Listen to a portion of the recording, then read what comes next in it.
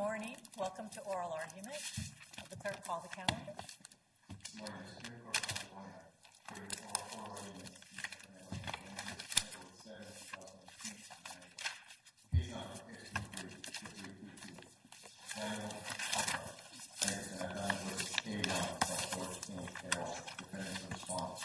For Kevin R. Kashima. Ready. For respondent A1 Self-Storage Inc. et al. Mr. John B. Brooks. Ready, Your Honors. And for respondent Phoenix and Campbell, Mr. John R. Nicholas.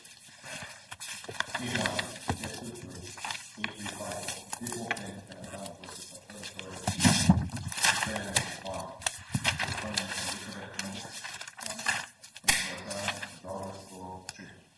Ready. Case number S2361 for people making a response to Joaquin Garcia Soto, defendant at Reverend Mrs. Stephen B. Everett. Ready for acknowledgement. And for respondent Mr. Emmett Herbert. Ready, Your Honors. Thank you. In the matter of Samuel Heckhart versus A1 Self-Storage Incorporated, we welcome the Honorable M. Ruth Smith, Associate Justice, Court of Appeal, Fifth Appellate District, Pro Tem. Proceed.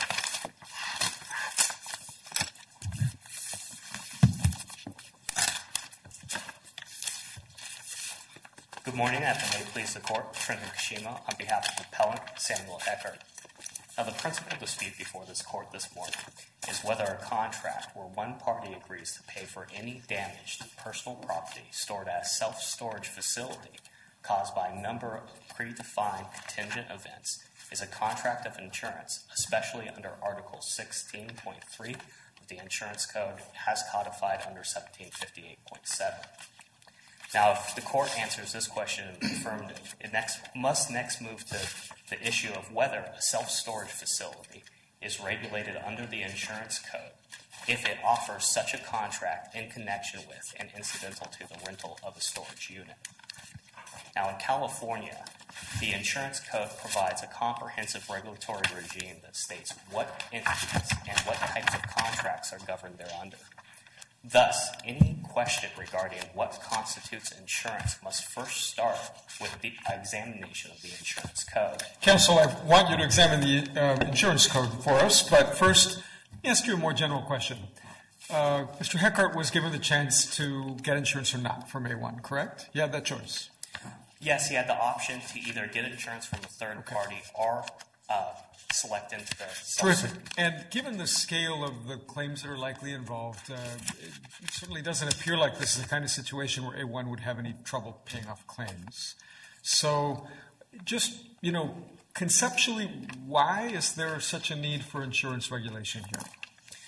Well, going to your first question, even though A1 might have a separate business, that is the sale of self-storage rental units, that doesn't mean that this contract somehow becomes a contract that's not a contract for insurance. The Insurance Code is designed to protect the insured, and part of that is ensuring that adequate reserves are maintained as part of the insurer's obligation to pay out claims as they become due. Here, A1 is taking on the responsibility to pay claims in the event of a contingent loss, and accordingly has to have enough money on hand in order to pay out these claims. Because you can go on and analyze the Insurance Code, but it sounds to me like what you're saying is that at core, the policy concern here would be simply the ability of A1 to pay based on whatever reserves it has to pay claims. That's correct, and this Court actually made that observation in the Garrison case. In examining whether a contract was one for insurance, it first looked at Section 22 of the Insurance Code, the general definition of insurance, and then looked to Section 106, which was the definition of disability insurance. After that, it looked to the principal object of the transaction. However, this wasn't dispositive. Then it looked to see if the contract involved the type of evils that are regulated under the Insurance Code. And the Court pointed out that adequate reserves is one of the main reasons that the Insurance Code exists, to ensure that insurers have confidence that their claims will get paid by the insurer. Now, moving to Section 22 of the Insurance Code. Well, before you go there, again, factually here, I just want to be clear. This is not a mandatory contract that Mr. Heckhart had to enter into. it was, in fact, under the circumstances of this case, he didn't affirmatively sign up for the protection plan. He indicated in his contract that he would seek and had his own insurance to cover any liability, loss, or damage to the property being stored. So the bottom line is this plan was not mandatory, even though he was ultimately enrolled in it. Is that a correct statement? That is a correct statement. If an individual does not tender insurance policy within the 30-day period, they're automatically enrolled into the A1 protection plan. However, this is a species of forced place insurance. So let me ask you, though, just logistically, this indication that you will be automatically enrolled in the protection plan, is that in the service agreement, or is that a separate part of the protection plan? I understand there are multiple documents here, but that notice that if you don't provide your own insurance as required for this business transaction with A1, that you would be automatically enrolled. That it actually appears in the protection plan itself and not the rental agreement that's first provided to the party. So another question before you go forward. I know you responded to Justice Cuellar that the core concern here with not regulating this contract as a contract of insurance is the concern that there isn't sufficient funds to pay off the claims that are made. But I understand under the circumstances of this case that A1 has this protection plan, and it's enrolled, people are enrolled who contract for self-storage if they don't show insurance. So the risk is distributed amongst people who are similarly situated. But also, and as important to me, is the fact that A1 went out and also took out its own insurance to cover any claims over a certain amount of money, over $250,000, I'm not quite sure the number. But isn't your core policy concern here then, given those circumstances, satisfied when A1 has insured itself to cover these costs? No, Your Honor. Simply because, as you mentioned, the deductible on this policy is so high. So the vast majority of the claims are actually going to be borne by A1 itself. Now, in the unlikely... Okay, but even if A1 does bear that cost, and if it exceeds the number that a $250,000 limit, didn't they contract for an insurance coverage for the overage? Yes, that's exactly what they contracted. So why would we be concerned with the core policy here that you answered to Justice Cuellar? Yes, Your Honor. Well, these policies are actually unit-specific or facility-specific, and so the deductible is $250,000 on each unit. Now, this is a lot of outstanding liability given the number of units that A1 operates in the state. However, even if they are limited to a certain amount or a certain percentage of the liability at issue, the policy concerns do not disappear. There is still a concern from the insured that A1 will not be able to pay claims as they become due. And this is simply because we don't know how they are capitalized. But so, I mean, that then relates to this question about, like, the optional nature of it, right? Because you could imagine one answer to that concern would be a fairly sophisticated or even not that sophisticated consumer might say, well, if I have to get insurance, I can either get it from the self-storage company or I can get it from an insurance company. And if I'm at all concerned about the ability of whomever I get insurance from to pay, I'll just go to an insurance company. So I guess there's you must be implicitly making some argument that there's some, some limitation on the part of consumers, that they're still not going to make that choice? Well, I would posit that most consumers actually don't know insurance regulation. This is a fairly esoteric area of the law. And I'm not suggesting that they do, but I'm just suggesting that the choice here seems to matter based on your argument about reserves. No, I don't believe so, Your Honor. And this is simply because if we turn to Article 16.3 of the Insurance Code, the legislature made a policy decision, and this policy decision is that self-storage facilities are going to be regulated under the insurance code if they offer an insurance-like contract. Well, before you get there, and I'm not trying to derail you on that argument because I think you do need to devote a substantial time to that, but the article that you referred to, 16.3 in the code sections, they talk about insurance. But you mentioned in your argument, and I think that's absolutely key here, is whether or not we're even talking about insurance. We have said in case law that not every contract that shifts risk and distributes liability among like parties is insurance. So I understand your argument going to 16.3, but you have a predicate issue as to whether or not, if in fact this is even insurance. Yes, Your Honor. Under Article 22 of the Insurance Code, which defines insurance as a contract where one party identifies another party for any loss, damage, or liability arising out of a contingent or unknown event, this court has interpreted that statute of requiring two elements. First, that there is a risk shifting from the party that bears the risk to another party, and that there's distribution of this risk among similarly situated. Now, moving to this first element, generally, the risk of loss associated with any personal property is borne by the owner of that property itself. And this doesn't change under A1's rental agreement. As a matter of fact, A1 specifically disclaims any liability for damage to personal property kept at its facilities. However, the insurance policy at issue here, the protection plan at issue here, shifts liability not based on A1's culpability, but based on whether a contingent event occurs. This is exactly the type of situation that Article 22 was designed to regulate. And the court's, of course, analysis shouldn't stop here. As is mentioned in Sections 37 of the Insurance Code, where there is a specific provision that governs a type of insurance or a type of insurer, that specific provision is going to govern over the more general. Here, the next section that we should look at is Article 100 of the Insurance Code, which specifies exactly what types of contracts or what classes of contracts are regulated thereunder.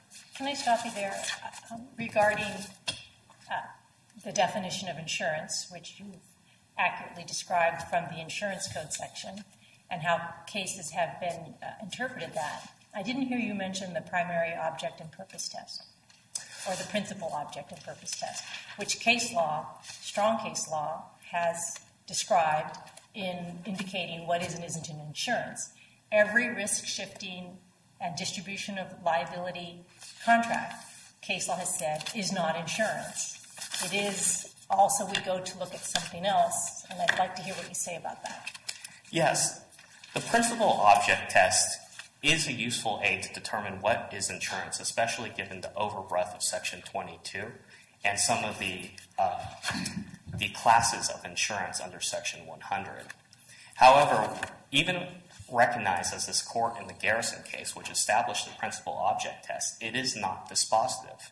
Indeed, it's just one step of analysis of the insurance code. Additionally, if there is a conflict between the principal object test and the insurance code, unfortunately, the common law has to give way and the code has to prevail. This is particularly true if we look at the Waynes versus Staples case. In this case, the First District Court of Appeals was looking at whether there was a legal sale of insurance when a retailer sold an insurance plan in connection with or incidental to a shipping contract. In that case, the Wayne court specifically said that it would be inappropriate to use the principal object test to derogate from the express language of the code, which established that marine insurance will always usually be offered in connection with. So I understand your argument to be that the principal object and purpose here really is not the only lens through which we should analyze the situation. But just to further clarify, are you suggesting that the principal object and purpose test does not apply here at all?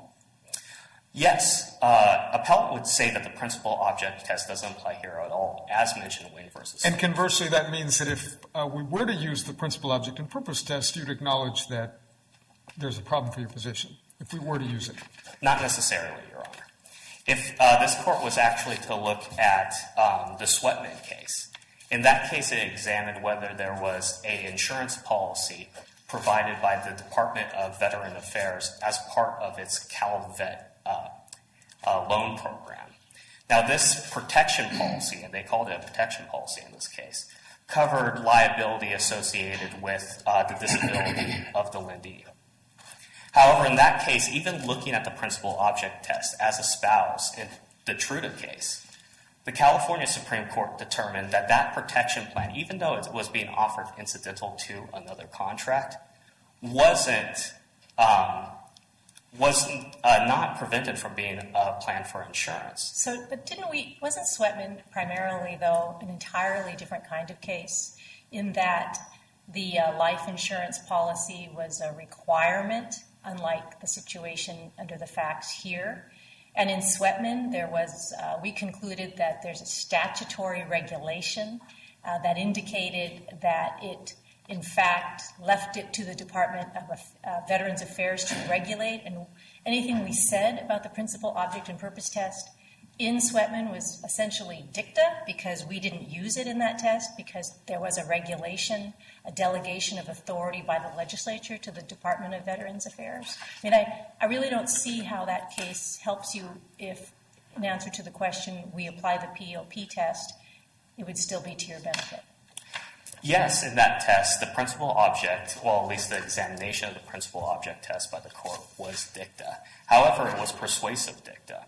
And there's another reason to look at the protection plan as its own separate contract and not part and parcel to the rental agreement.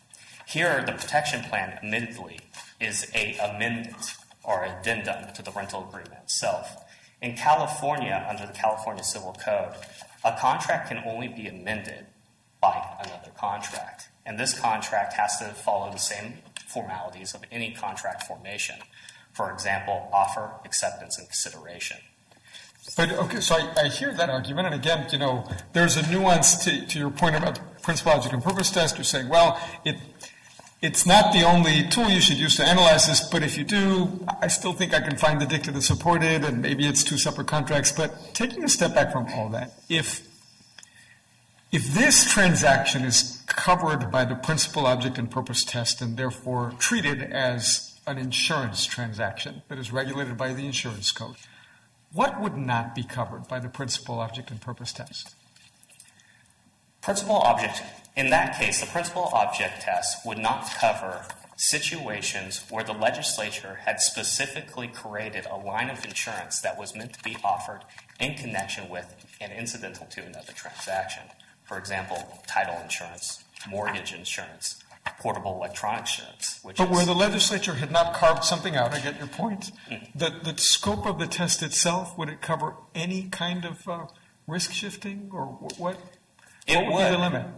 In situations where there isn't a class of insurance or a specific line of insurance on point within the code, the only thing that we could look to is Section 22 to determine whether it is actually a contract for insurance. And I guess the problem which Justice Cuellar is getting at is I think all you've offered us so far is an interpretation of the notion of insurance as pretty much any kind of risk shifting that occurs through a contract. Is there any limiting principle on that? Yes, there is. What's the limiting principle on that? Well, if we look at California jurisprudence, one of the main limiting principles that is found in most cases is whether there is payment for damages to goods in connection with or incidental to a contingent or unknown event.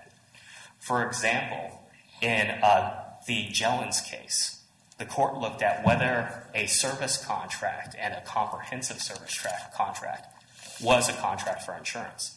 Under the contract, the contractor had to provide all maintenance for the trucks in order to keep them in roadworthy condition, all oil, gas, and tires for the trucks and any other consumables, as well as maintain an insurance policy on the trucks. Now, the court decided that this was not a contract for insurance, and it's for the simple reason that there was no agreement to pay for the truck when it was damaged. Thus, there was no reason for the contractor to maintain reserves. The only risk associated with that case was risk normally associated with any commercial contract. Okay, well, there'll always have to be some, right, okay, so I'm not sure that's not really a limiting principle, because that's just not a contract in which there's any backstop in the sense of any ultimate obligation, right? I mean, I'm thinking about your basic definition, and take a hypothetical airline tickets. There are two prices for airline tickets. There's the non-refundable price, and there's the refundable price. Now, there's an increment there, which otherwise could be covered by something like travel insurance. But the airlines actually just give you two prices. Is the increment the selling of insurance? Because it's essentially it's on the contingency, right, that you change your mind or some life event happens that prevents you from taking the trip, and you're getting a piece of insurance for the purchase price of the ticket that you can get that back. You pay a little more and you get that piece of insurance. Is that insurance under your definition? No, Your Honor. Why? Because in that instance, there isn't a specific provision of the insurance code that governs airlines when offering tickets. But here, there is a specific provision of the code that deals with self-storage facilities offering storage insurance. And if we look at Article 16.3, specifically states that no self-storage facility will offer insurance in connection with the rental agreement. But I think I mean, the problem, I think, is that you answered the Chief Justice's question about what the initial issue of what is insurance by reference to some other principle, namely risk shifting. And I just don't understand what the limiting principle on that is. If not some notion further of principle, object, and purpose test, then what limiting principle is there on the definition of insurance? Well, under appellant's argument, the principal object test would actually remain a limiting principle because it would be applicable in these ambiguous situations where there isn't an on-point code. For example, in dealing with airline tickets. So we're not talking about a complete derogation or overturning of the principal object test. We just state that the principal object test should only be used when there's ambiguity in the code, especially the ambiguity and overbreadth in Section 20. You mentioned Article 16.3. Doesn't the language and the legislative history of 16.3 make it clear that it addresses and is only intended to address a storage company's acting as an agent on behalf of an insurance company? Yes. 16.3 does define a limited agency for self-storage facilities. However, if a self-storage facility itself was to act for an insurer, it would be governed by another section of the statute. That's Section 700 of the statute that prevents the illegal sale of insurance by an unlicensed insurer. So that contingency is also covered under the insurance code. Now, it's important to note, too, that even though Section 16.3 creates a limited class of insurance agent, it still defines the type of insurance that that insurance agent offers. Accordingly, under Section 1758.75, that insurance is defined as insurance offered, hazard insurance offered for the loss of or the damage to stored property during the rental period. Again, the protection plan meets this test. So can I go back to an argument or maybe a statement you made about the principal object and purpose test? And you said its value exists when the insurance code doesn't regulate that particular contract? That's correct. So in other words, everything is insurance, even though the insurance code doesn't regulate it. But we'd have to apply the principal object and purpose test to exclude it. No. In order for a contract to be insurance, it first must meet the two elements of Section 22 as espoused by this court, the risk-shifting element and also the risk distribution element. Many cases actually turn on this element itself. Only if it passes the initial Section 22 test do we even look at the principal object test, because otherwise reviewing the principal object test, as the court noted, would just be dicta, because it doesn't meet the initial. And your argument here is that this transaction, the protection plan, doesn't meet the principal object and purpose test because? Oh, sorry, Your Honor. As I noted before, the reason that the principal object test weren't to apply here would still not prevent a finding of insurance is simply because the protection plan is a separate insurance contract. It is not something that is actually connected to, in any meaningful way, the rental agreement. And if we look back at Sweatman, we can see that just because it's tangentially related to another transaction does not mean that it's necessarily governed under TRUDA.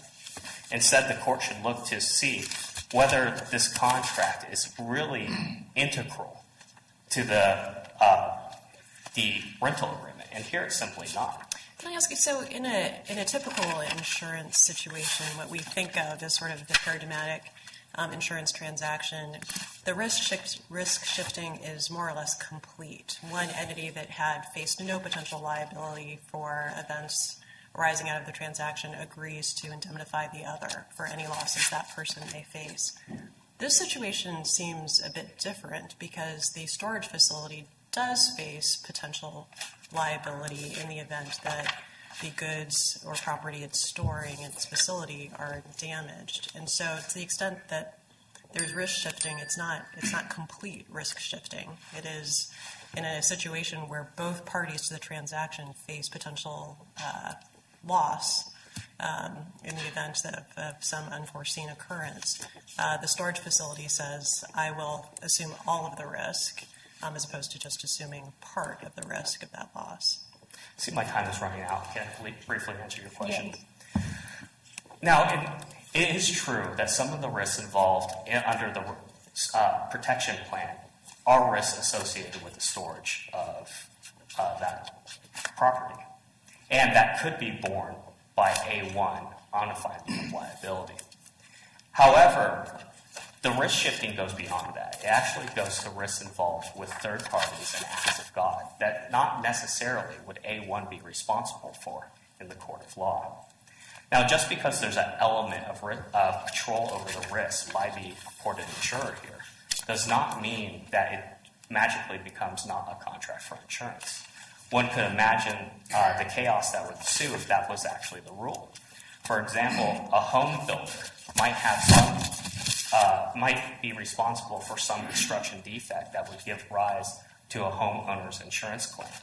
However, that doesn't mean that the home construction company can offer its own unregulated insurance plan that covers theft and other contingencies that are completely unrelated. You mentioned that there's a risk to some third party. Isn't this just shifting the risk between the two parties to the contract? No, because some of the risks involved here are simply not risks that would ever be borne by A1. For example, if there was a wildfire that destroyed A1's facility and it was completely unavoidable, A1 wouldn't be negligent and it wouldn't be involved in a willful act there. But isn't there still the potential for liability? The potential? I mean, you say that as if it's a foregone conclusion and plaintiff would never sue if under those circumstances. But still, A1 has opened itself to the potential for liability. There is true that there is some potential for liability, but A1 in this instance has actually taken care of that by disclaiming all liability associated with stored property. Does that mean that a plaintiff couldn't sue and challenge the validity of that disclaimer? Of course, you could challenge the validity of that disclaimer. Whether it was unconscionable or void for some other reason, that might be true. However, generally, these disclaimers of liability are enforced absent some showing of duress or unconscionability or some other defect with the contract. With that said, I would like to reserve my remaining time for rebuttal. Thank you, Mr. Kashima. You'll have 3 minutes.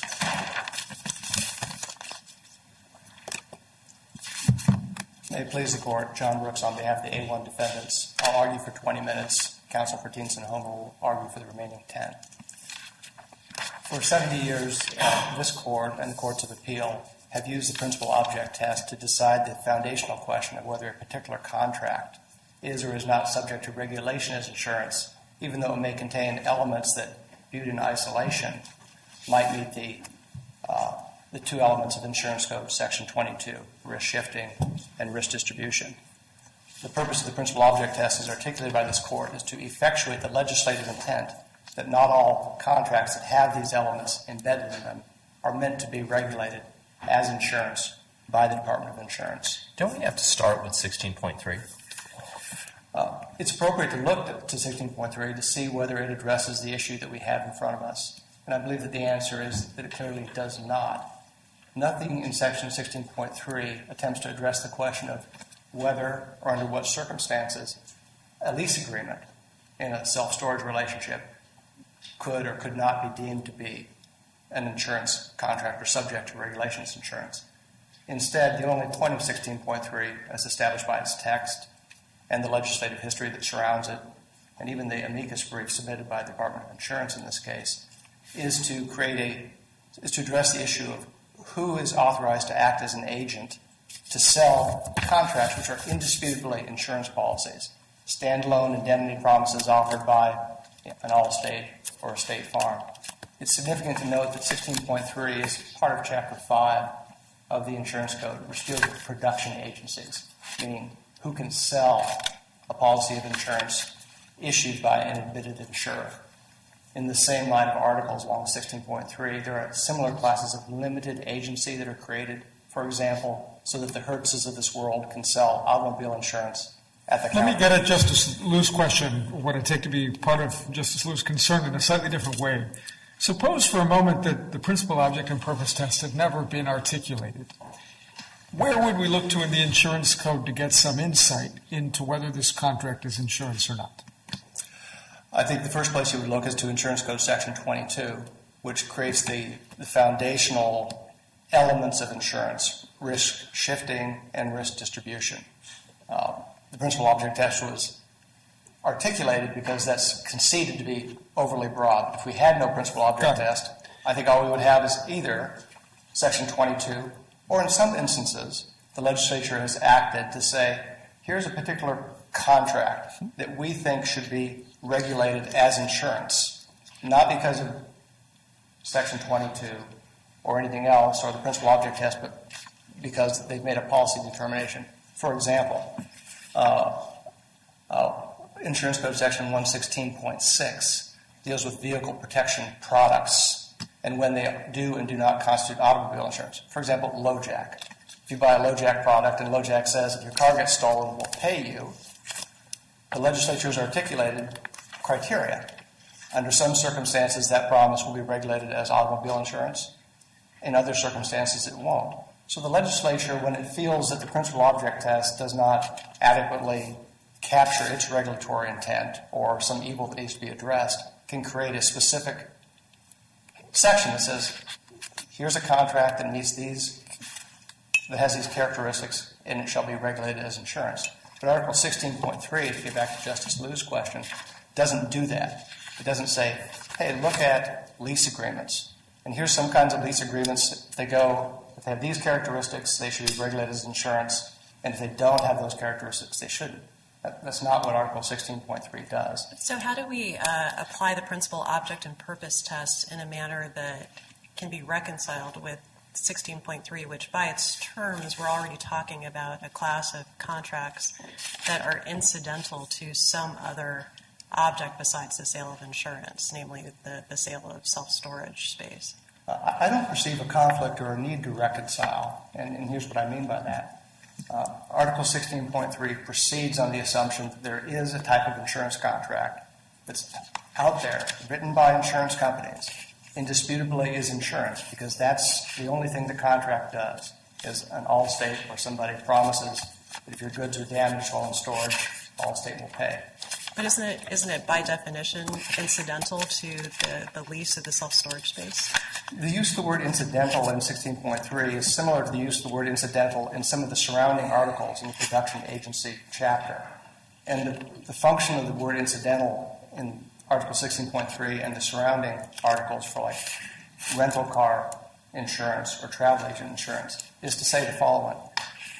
If you qualify to offer to be a sales agent for a particular kind of insurance only in connection with a particular kind of transaction, that is the limitation on your authority as the sales agent to transact business. You do not have the broad authority that a fire and casualty insurance agent would have to sell any category of insurance in any situation. You can only sell the insurance, say in the case of Hertz and the rental car article, in connection with you're renting your Hertz car to a customer. You can sell them insurance that covers their use of that car incidental to that lease transaction. You can't sell them auto insurance that covers their personal vehicle for other purposes. That's the meaning of incidental in the context of 16.3 and the related articles in the production agencies chapter of the code. So you would say that we should read incidental as sort of, temporally connected with, as opposed to incidental meaning sort of part of the same kind of overall transaction, that we should divide these two things into sort of two separate and kind of independent steps. Yes, let me give you an example that might put some more flesh on the bones. Let's say that a self-storage agency was licensed to act as a self-storage agent under Article 16.3, and Allstate offers a policy that insures tenant goods. The self-storage agency can offer can act as the agent to sell that policy incidental to their lease transaction with the customer. But they couldn't act as the agent to sell that Allstate policy to customers who are renting at competitors' facilities. The limit of their ability is to offer that policy, to act as the agent for that policy, incidental to their lease transaction for the customer, not for all self-storage facilities across the state. But something could be incidental and still be subject to regulation because of the principal object and purpose test? I think that a particular contract, if the principal object test were applied to it and it didn't pass that test, let me be more clear what I mean by that. If under the principal object test, a contract was primarily one of indemnity, the question of whether the sale is incidental to something or not incidental to something would become irrelevant because the principal object of that contract is indemnity. The legislative intent that I believe the principal object test is trying to capture is that there's a certain industry and a certain characteristic type of contract that the legislature believes the DOI is best suited to regulate. And that's the industry that is in the business primarily of offering indemnity. But I agree with that, but before you get to your butt, I'll get you my butt, right? Which is the problem, of course, is that presumably the insurance code is not written to define whether an entity is in fact primarily in the insurance business or not purely on the basis of what that entity wants to say, because it will be the case that sometimes an entity will say, well, no, we're not in the insurance business, we're in the prepaid legal services business, or we're in this, or we're in that. And surely the code and whatever interpretation we give to legal questions around the code help draw that line in a matter other than what might seem to be apparent on the surface, no? I agree that there could be instances where a company might offer a sham justification for why it has an indemnity provision in its policy. To take maybe an extreme example, if embedded in A1's lease was a contract of automobile insurance. It has no connection with the risks that are shared or intrinsic in the landlord-tenant transaction. It would be very difficult, impossible, to justify that as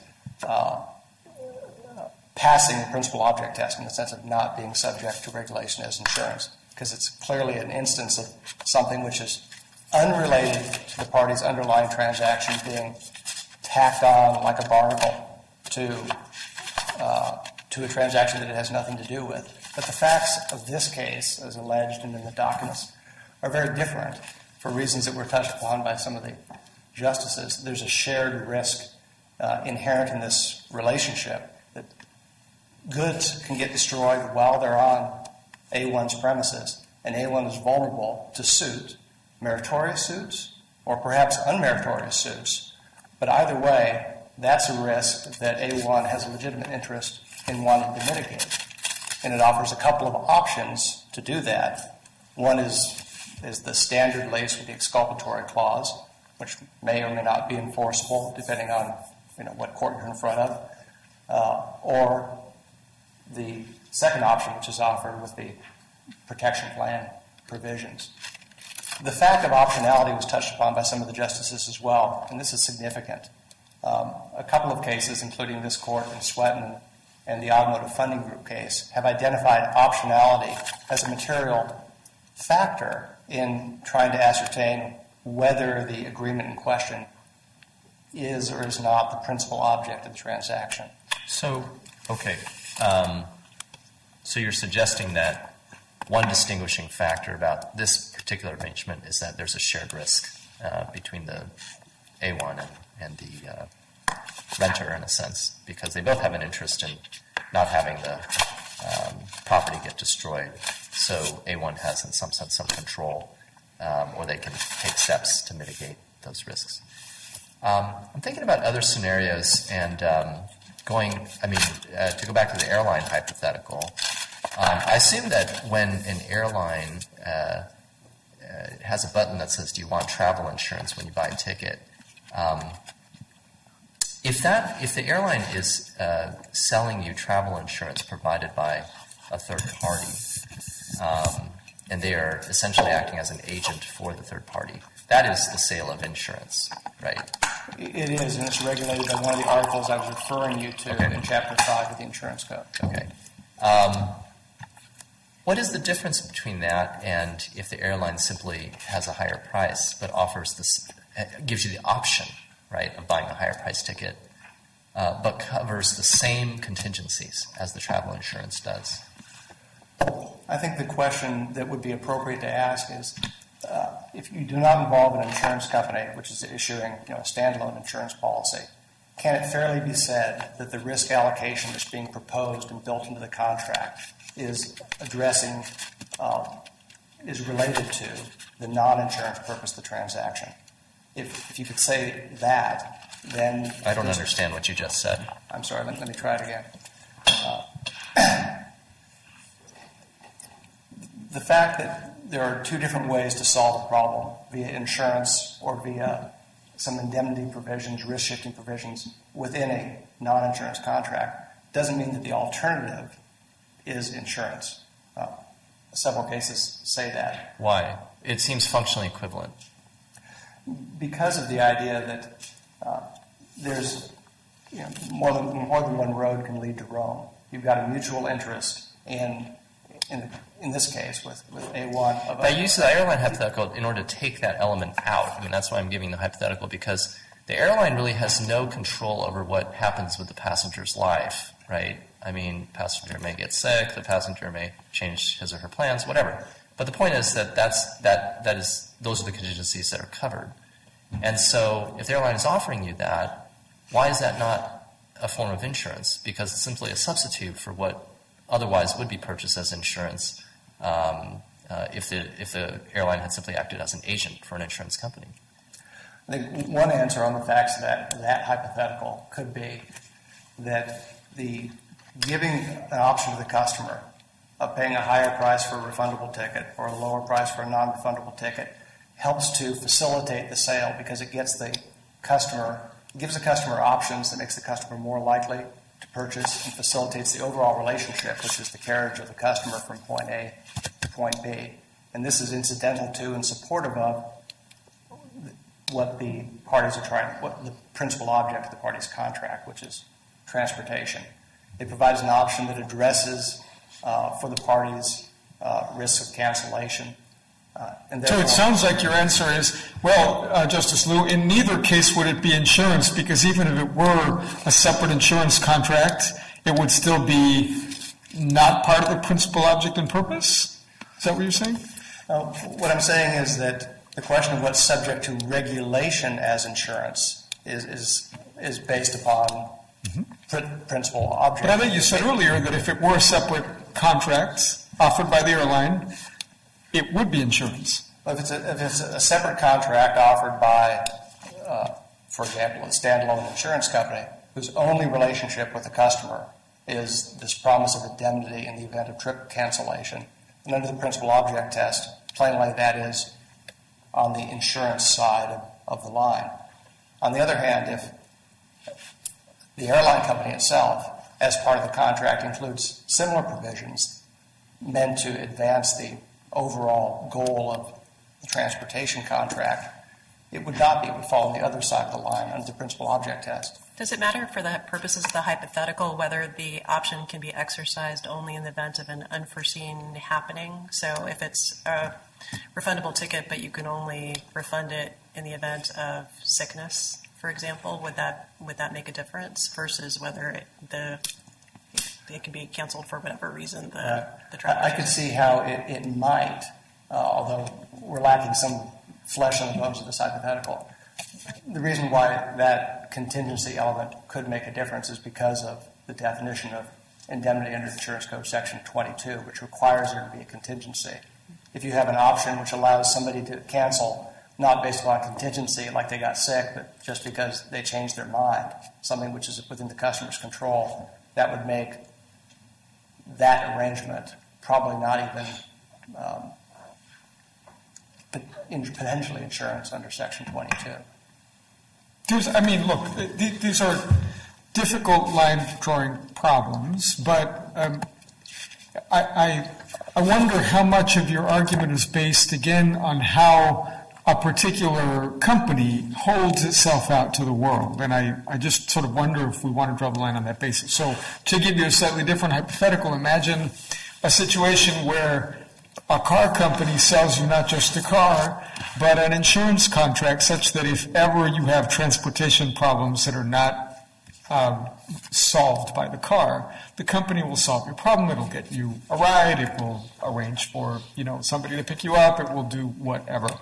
And I think part of what I hear you saying is, well, if the company is a car company, it's selling you this thing that is a little bit different, and maybe that would fall on the line that would make it subject to regulation. But what if the company says it's a transportation company and not a car company? Or does that not make a difference at all? I'm not sure that I understand the significance of the nomenclature question, what the company calls itself.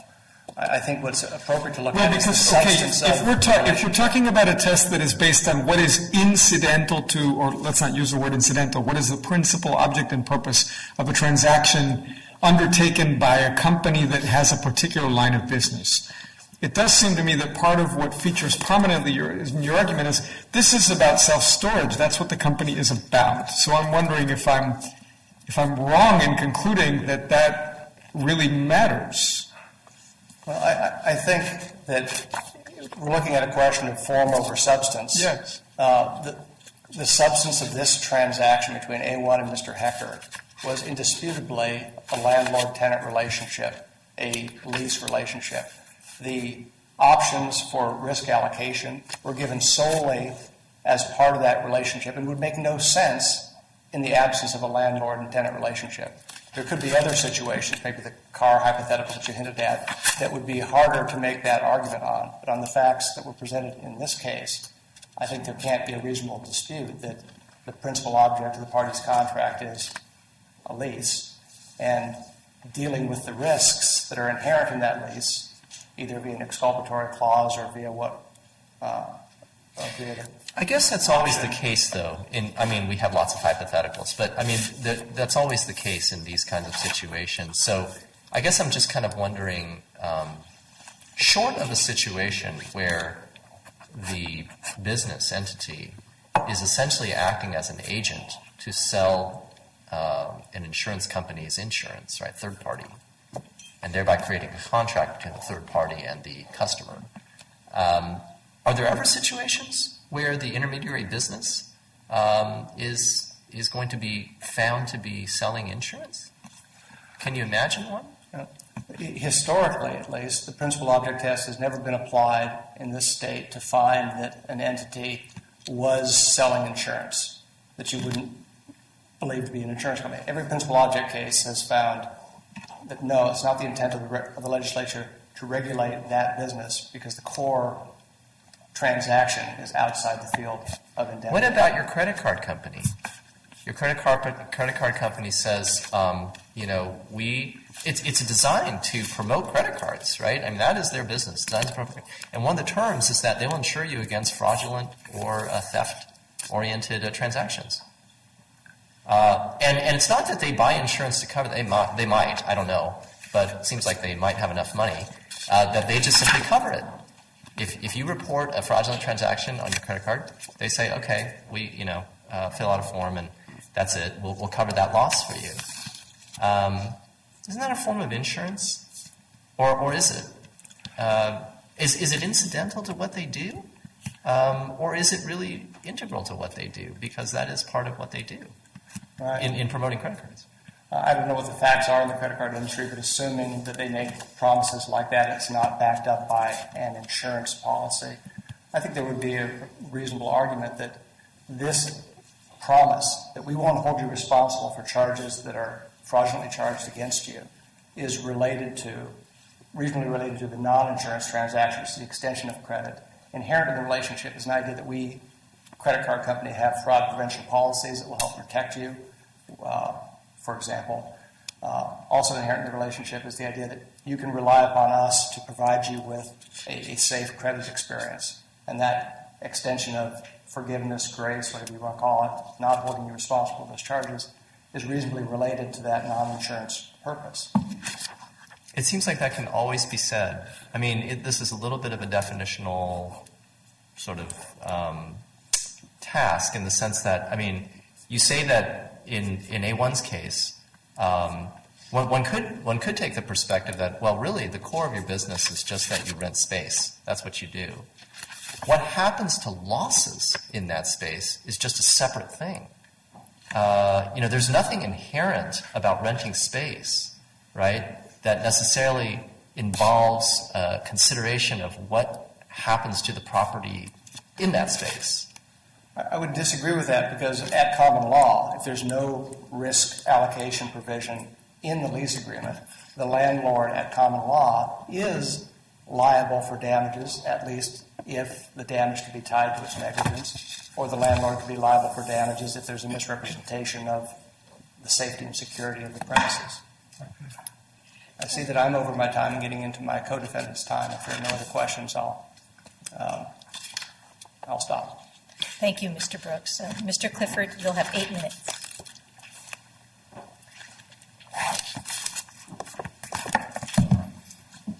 May it please the court, John Clifford on behalf of Deans and Homer. I think we need to take a step back in terms of how this came to be here before this court. And the argument that the appellant is making is that we're trying to avoid regulation by the Department of Insurance. Before this program ever was started, it was brought to the Department of Insurance in 2003. There was a detailed 5-page letter submitted to the Compliance Department asking for an opinion from the Department of Insurance as to whether this type of program would be considered insurance subject to regulation or not subject to regulation.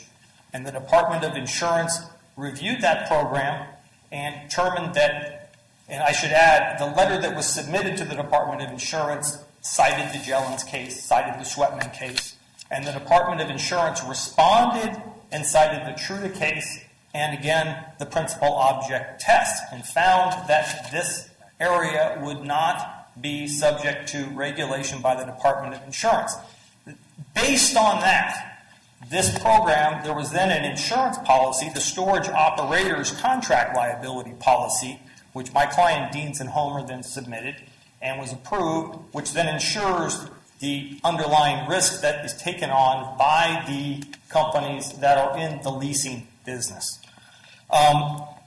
That program had been in place and had been running consistently, and after the implementation of 16.3 in 2000, was passed in 2004, started in 2005, a follow-up letter was sent to the Department of Insurance providing the materials that the Department of Insurance requested.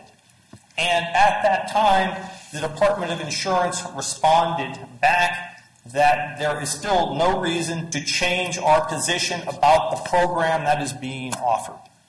So that is the background as to the Department of Insurance's position for 14 years concerning whether or not an alternative lease program should be construed insurance and therefore regulated or not. And it was both before the passage of Article 16.3 and subsequent to the passage of Article 16.3. Why is that important?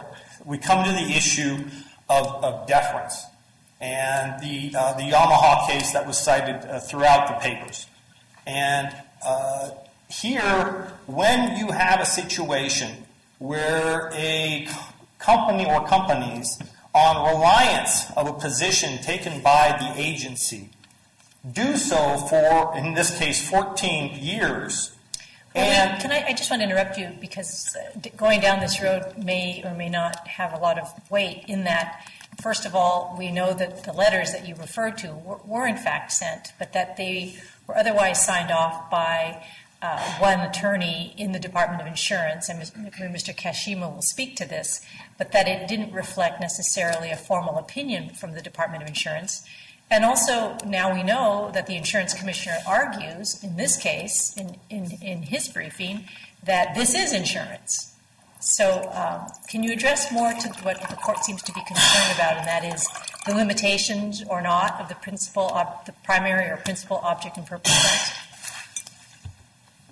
You want to go back to the principal object test and that primary issue as opposed to the deference that should be given to the letters from the Department of Insurance? Yes, and before we get there, can you tell us a little bit about how 16.3 legislatively came into being? Because I understood it was the self-storage companies that actually sponsored 16.3. Yes, so let me address that point first. There were, I call it the Wayne v. Staples situation, where Staples was in fact selling their goods, plus they were selling an insurance policy, I believe it was from National Union. And the reason you say that is because when Staples sold that plan to the customer became an insured of the company, of the insurance company. National Union. Right, they were placed on the National Union insured list, not Staples' list of people they needed to protect. That's correct. And so Staples is therefore selling insurance. To sell insurance, you need to be an insurance agent. That brings us back to your question, which is, how did Article 16.3 come into existence? Because there were self-storage companies that were selling insurance policies, i.e. Allstate, National Union, pick your company, and they weren't licensed to do so. So they created a limited license, so you didn't have to go out and become a full-bred insurance agent in order to sell this insurance policy for Allstate or whoever it is, and you could obtain this limited license. And it's limited in the sense, as Mr. Brooks commented, you can only sell that insurance policy as it pertains to your rental of that storage unit at that storage facility. You wanted me to go back to the principal object test, and there was the hypothetical that was presented in terms of the airline industry and the refundable and the non-refundable tickets. And I think that does bring us back to the principal object test in the analysis that is done by the court for over 70 years, because you look at what the principal object of that transaction is to buy an airline ticket to travel to go see your family across the country. And the customer has an option. When they do that, is they can buy a refundable ticket or a non-refundable ticket. Counsel, does it matter how much of a particular entity's profit comes from the insurance piece of the transaction? I think it does. I think that gets thrown into the analysis as to, is it the principal object of the... So let's say, for example, that the self-storage company has a storage contract and charges $200 a month to store stuff. And it charges $10 a month to do the insurance piece. But if you look at its profits, let's say 70% of its profit from any individual transaction comes from those $10, hypothetically. That would matter. Well, I think you need to put it into the equation, but that is still a very, in your analysis... So let's say in that hypothetical where it's quite clear that a substantial majority of the profits from a transaction come from that small piece that is selling insurance, what would offset that in the equation? Well, you would have to go back and look at, again, the components of what started the transaction. What was the primary purpose of that transaction? For which party? I mean, certainly if the company's in the profit-making business, the fact that most of its profit comes from the insurance piece, could be a car rental company, could be a self-storage company, That's surely one reason why they're in the transaction.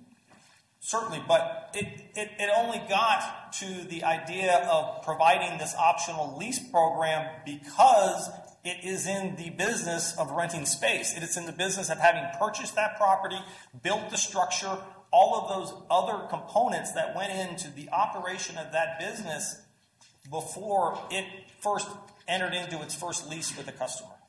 Well, under the circumstances here, if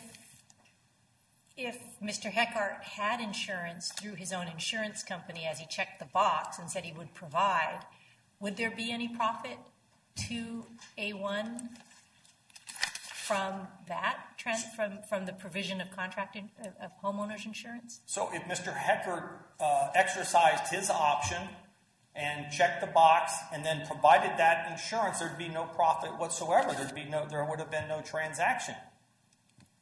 But he chose not to do that. I see that I'm beyond my time. Thank you. Thank you, Mr. Brooks. Mr. Kashima?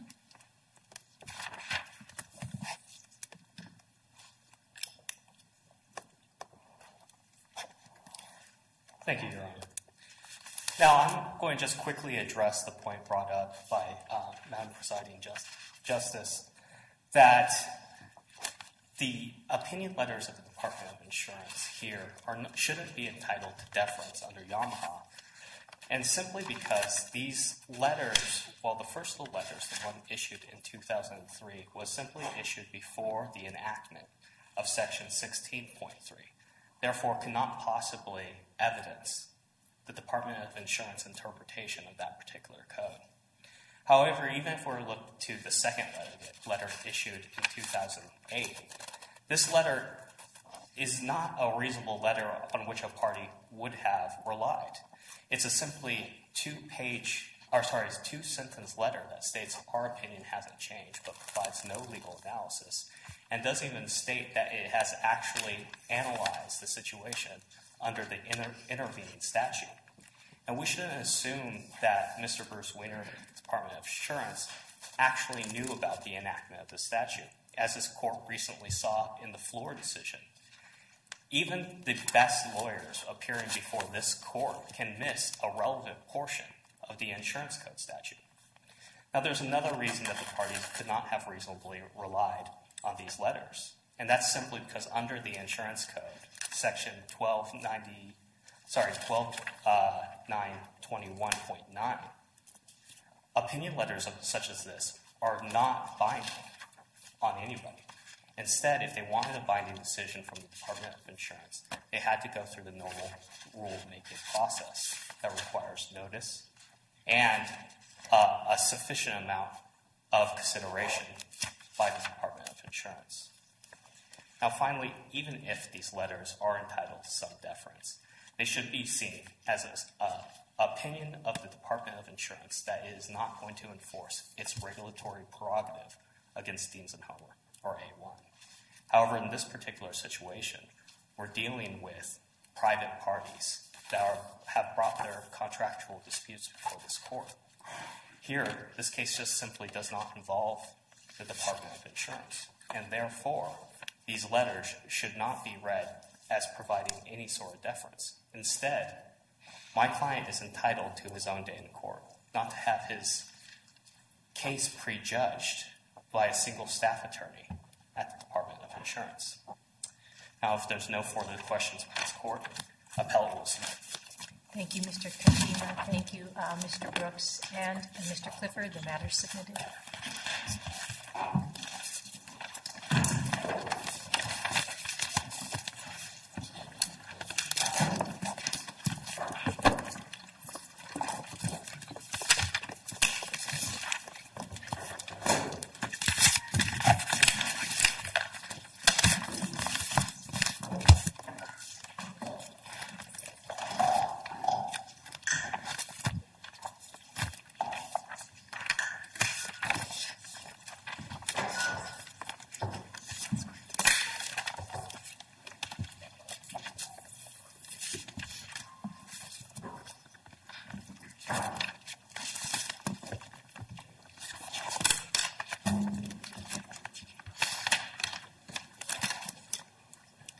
Calling the matter of the People versus Alfredo Perez Jr., we welcome the Honorable John B. Streeter, Associate Justice, Court of Appeal, First Appellate District, Division 4. May it please the Court, Elizabeth Campbell for Mr. Perez. I'm a little under the weather today, so please let me know if you have trouble hearing me. As I reviewed this case, it occurred to me that there's really two ways that I would look at the issues here. And they're sort of not necessarily reconcilable. The first is we can look at this as if the trial court, in reviewing this recall petition, is bound by the jury verdict and has no business making factual findings outside of the verdict. If we look at it that way, then the trial court has ruled correctly in this case because this jury verdict did not encompass a finding that the defendant used a deadly weapon in the commission of the offense or was armed with a deadly weapon. The second way of looking at the case is that we can look at it as this is a mixed question of law and fact that fundamentally rely on a factual resolution.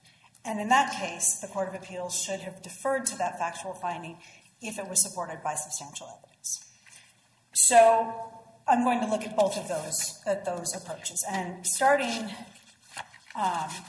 with the Court of Appeal majority opinion. The Court of Appeal majority found that the trial court in this case had disregarded the jury verdict. In other words, found that the jury verdict necessarily encompassed a finding that Mr. Perez used a deadly weapon in this offense. But the jury instructions from Mr. Perez's trial permitted an assault conviction here on a theory of recklessness or even negligence. This case, this is an old case, it involved the 1994 version of CalJIC, I can't remember if it was CalJIC or CalCrim at that point, 9.0, that this court ultimately disapproved in People v. Williams. The instruction permitted a conviction so long as the defendant willfully committed an act that by its nature would probably indirectly result in the application of physical force on another person. What that instruction was missing, which this court found wasn't dispositive in Williams, but this is a very different case, it didn't require an actual knowledge of the facts that made it a reasonable and probable consequence that... Ms. Williams, even under that latter construct, using the People v. Williams approach here, where is the substantial evidence that this defendant did not meet the actual knowledge element of the Williams test? Well, we had disputed facts in this case. The defendant testified, and he did testify that he knew the passenger or the store clerk's arm was in. He didn't testify that he knew that the passenger was holding on to the arm, and that's really a crucial fact here. Well, there are two requests, demands. Stop. So we know that the arm was inside the vehicle, and he's being demanded to stop. I just find it wholly implausible that he didn't have actual knowledge that there was a likelihood of battery here. A likelihood of battery, and that is possible, and he was convicted of assault. He was convicted of assault by means of force, likely. But even here, even the district attorney in his argument before the trial court acknowledged that we had a jury that apparently, at least some of those jurors believed at least part of defendant's testimony, because we had a hung jury on all these, we had on the robbery and on the theft conviction. There was no conviction on those. So we have a defendant who testifies that he thinks they're being robbed. And we also had this dispute over the speed, where he says he's going a mile or two, and then we have the victim who says he's going 20 miles an hour. And so there's disputed facts. And given all of that, and given that this jury verdict that this jury instruction did not require that finding, I don't think we definitely cannot say that this jury verdict necessarily encompassed a finding that the jury was not asked to make, that no one pled. The jury did not have to make a finding that he knew of those facts, and I don't think we can say that the jury did make that finding. What facts do we think the jury may have or may not have concluded that he didn't know? All the jury needed to find here was that, let's go with the exact instruction, that he willfully committed an act that by its nature would probably indirectly result in the application of physical force on another person. That would be driving a car with someone nearby with their arm in the car. He didn't know that. They'd have to be really nearby to have their arm. They'd have to be really nearby. But we don't have a finding that he knew that the person's arm was trapped. Which is So what it turns on whether or not it's trapped, as opposed to whether the fellow just has his arm in the car? I think it certainly turns on that in terms of whether this is a deadly weapon and this injury is a grave injury is likely. Driving at some speed through a parking lot with somebody's arm in your car is not likely to result in serious bodily injury? If you are in fact driving 1 to 5 miles an hour and the person has just holding onto the car and they can let go, I don't know. I don't know the answer to that. I think that it's certainly a question of fact. It's a question of fact, and in this case, the jury found that it was by means of force likely to result in great bodily injury. However, where we come back to, though, that is not an excludable offense. Force by an assault by means of force likely to result in great bodily injury. It seems to me that part of your argument seems to depend on what the victim did. So my arm is in the car, and if I have the good sense to pull it out, it's not a .245 arming or use. But if my first instinct is to hold on, because that just happens to be my instinct because I don't know how fast he's going or I lost my footing or I'm in heels, then that's not a .245 because I held on. I mean, I'm having a hard time trying to focus what you thought the jury found here under these circumstances. Well, I think that would be a question if that were something that the jury were asked to find. But the reason that this matters is because we are now, after the fact, trying to establish whether he used a deadly weapon in the commission of this offense within the meaning of Clause 3 of this excludability.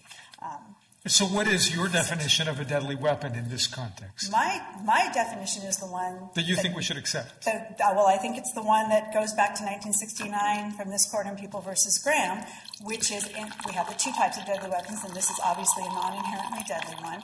And this court, going back to Graham, has focused on the manner of use and what that reveals about the defendant's intent to wield the item as a deadly weapon. So Perez was convicted of an assault by means of force likely to produce great bodily injury, right?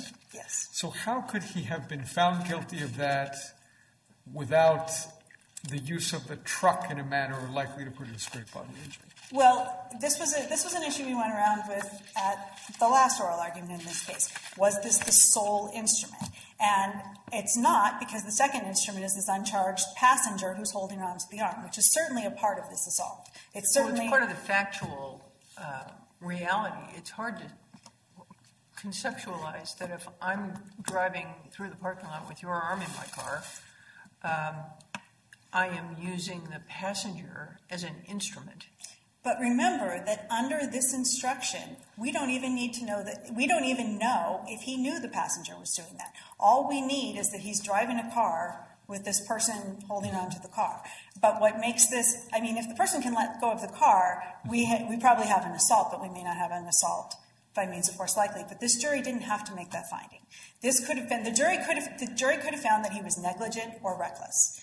And negligence, I could not find a single case in which this court or any court of appeal, maybe I missed one, upheld a finding of use of a non-inherently deadly weapon without an intentional assault, without any reckless or negligent assault in this window around the Williams case where we didn't have. Well, when we start talking about intent, we have to be very careful. Yes. Because assault is a general intent crime.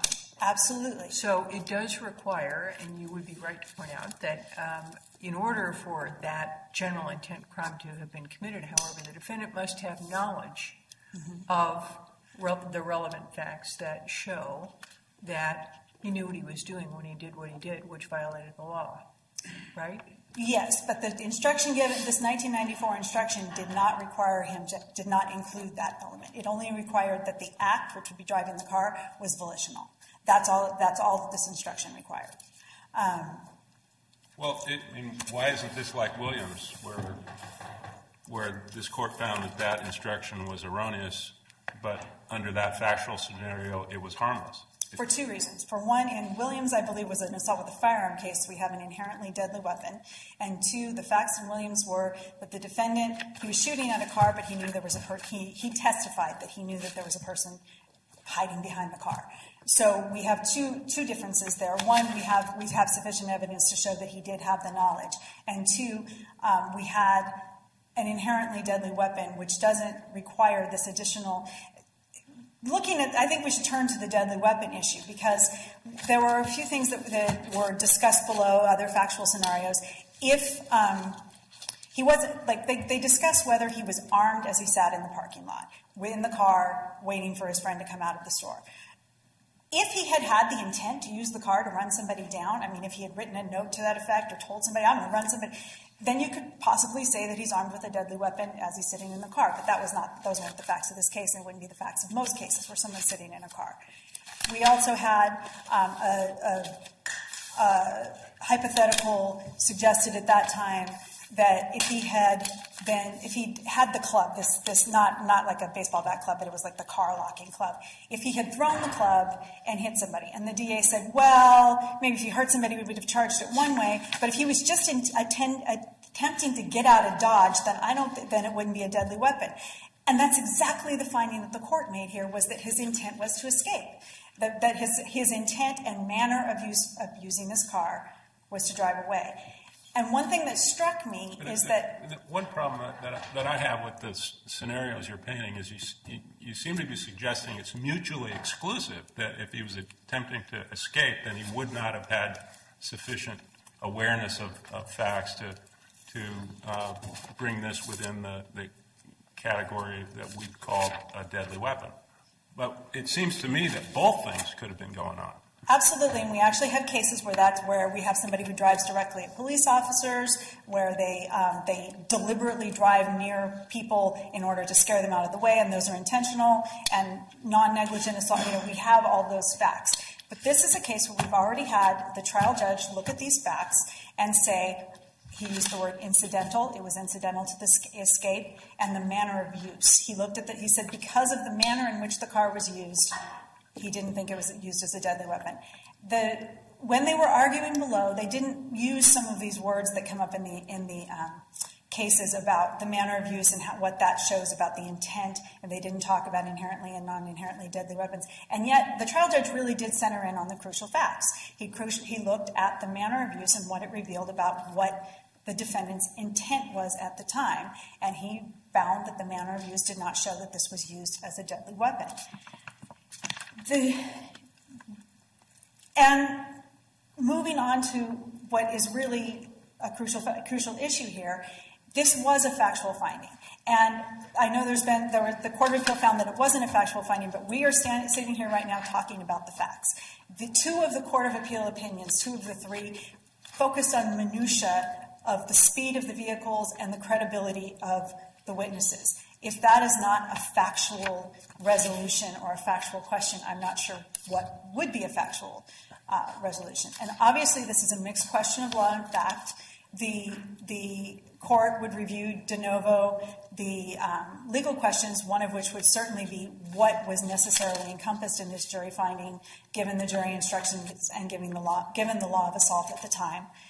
But this finding, it's a limited factual finding because we're looking at the record of conviction. But the trial court made this finding, looked at those facts, and cited substantial evidence to support them, that this was an escape, that it was incidental, and what he's really focusing in on there is that he didn't have the intent to wield that car as a deadly weapon. So you are urging that if my primary objective in driving out of the parking lot with your arm in my car is simply to get away, we know that my intention is not to use the car as a deadly weapon because I really don't necessarily want to hurt you. I just want to get away. I'm not actually urging anything prospectively. This is an old instruction and an old case. If this case were charged now, this jury would be asked to make different findings. I don't think there's any question. The instruction's been modified, and I think, if this were charged as a new offense and they were trying to make it a strike, I think they would have to allege that there was use of a deadly weapon if they wanted to if they wanted to get past the excludability clause. So I'm not actually urging that we should change the law of assault. I'm saying that under the assault instructions as they existed in 1994 and at the time of the trial in this case, the jury wasn't asked to make that finding.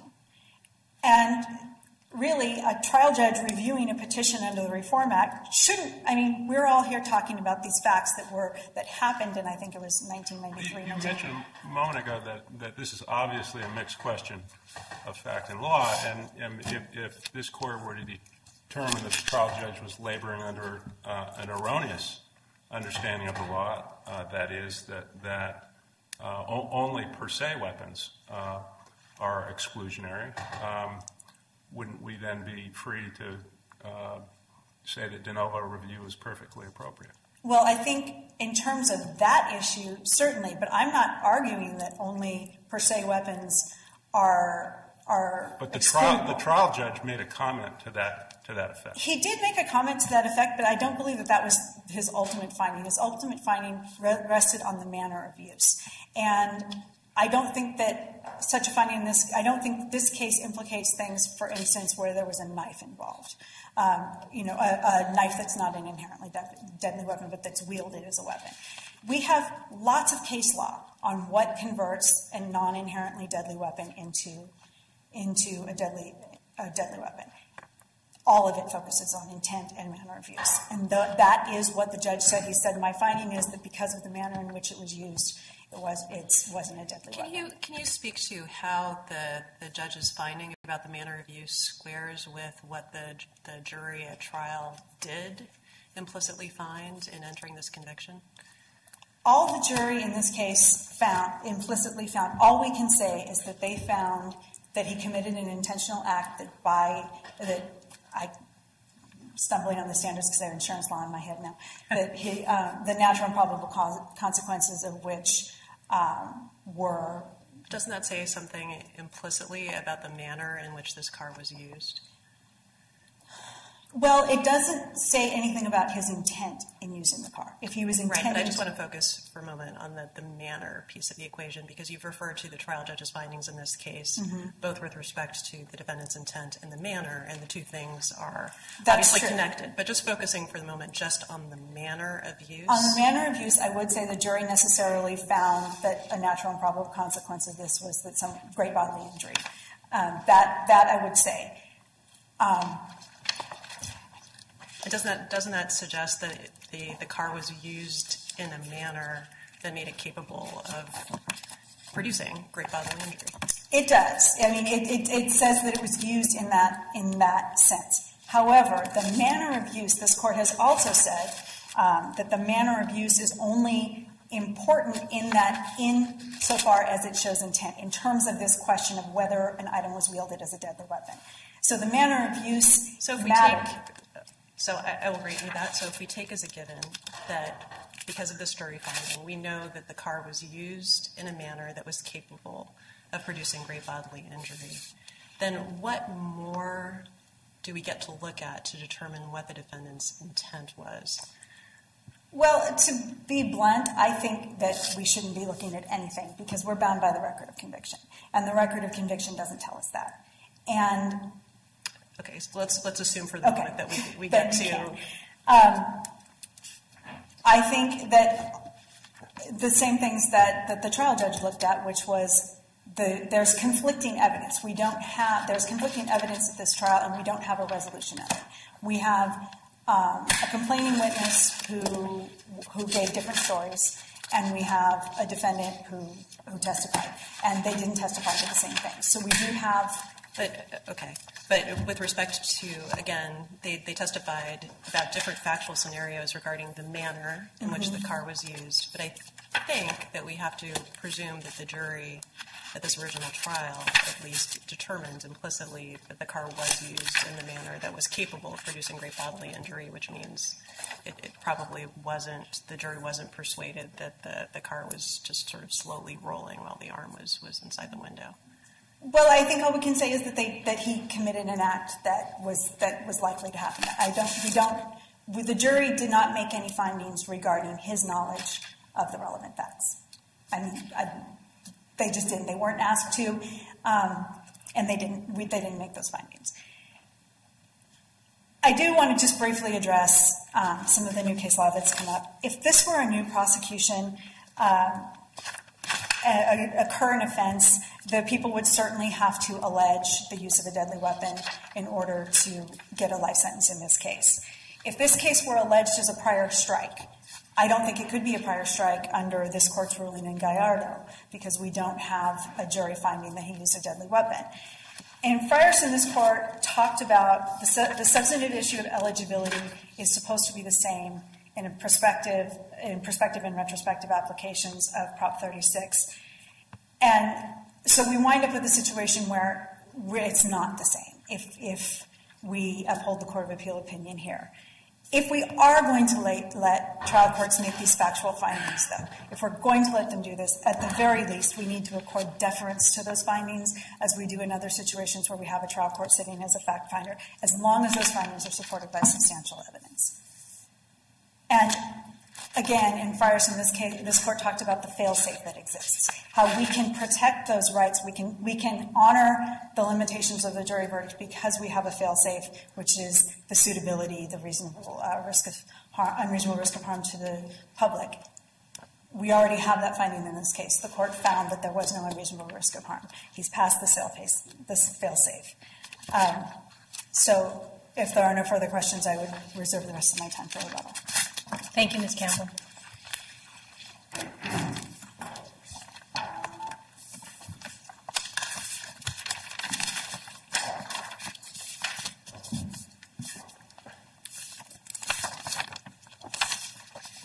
Good morning, and if it please the court, Douglas Treisman from the Fresno County District Attorney's Office on behalf of appellant and respondent in these proceedings.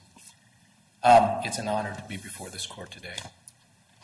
I have to emphasize that the people's position is that this case is about fidelity to the jury verdict. It is about fidelity to those findings that are necessary to that jury verdict. To whatever extent we apply a standard of review, it seems apparent that the jury made a finding that there was an assault by means of force likely to produce great bodily injury. That meant that the SUV, the truck, the automobile, was used in a manner that was likely to cause great bodily injury. As a result, it was used, which under 1192 doesn't matter. We know there's a code section that says yes, under use, he would be precluded from eligibility. But at the time, and unfortunately, Proposition 36 is not exactly without its ambiguity. And at the time, Omogen and other cases had not yet been decided. At the time, we tended to focus on arming because use was definitely something that occurred here. We also argued that he was armed with the SUV. The manner of use of that vehicle dictates whether or not you have it available for offense or defense, and that is what occurred in this case. The jury verdict and findings necessary to that verdict and uncontested facts.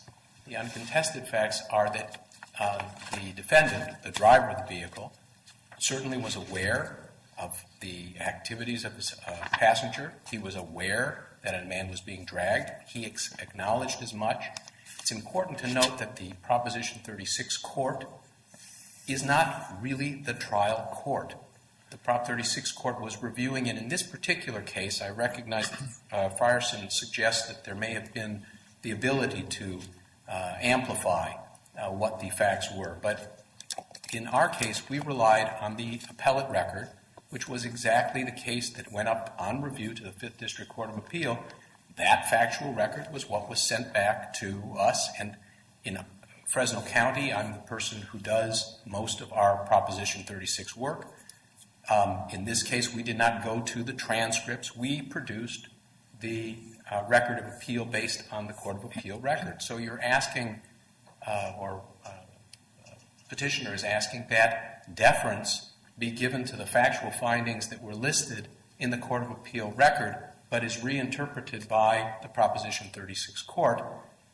And it's important to recognize that the question that was posed to the Prop 36 court, and I hope I'm being clear, the Proposition 36 court was asked simply, or should have been asked, and limited its review to, was an item used And was the defendant petitioner armed in this case?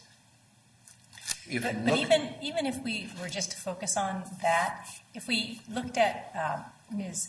Campbell's argument where she indicates, and the trial judge seemed to have agreed, that the intent was to get away, as Justice Streeter pointed out, there could be concurrent intents, and seems to be the case here, where it may be the intent was to get away, but also in the process of that intent, Mr. Perez used force likely to cause great bodily injury, and that satisfies, at least speaks to the disqualification element of this resentencing. The people did not argue that the petitioner intentionally sought to cause great bodily injury. We argued that, which is a disqualifying item, but we argued that he used a weapon or was armed with a weapon.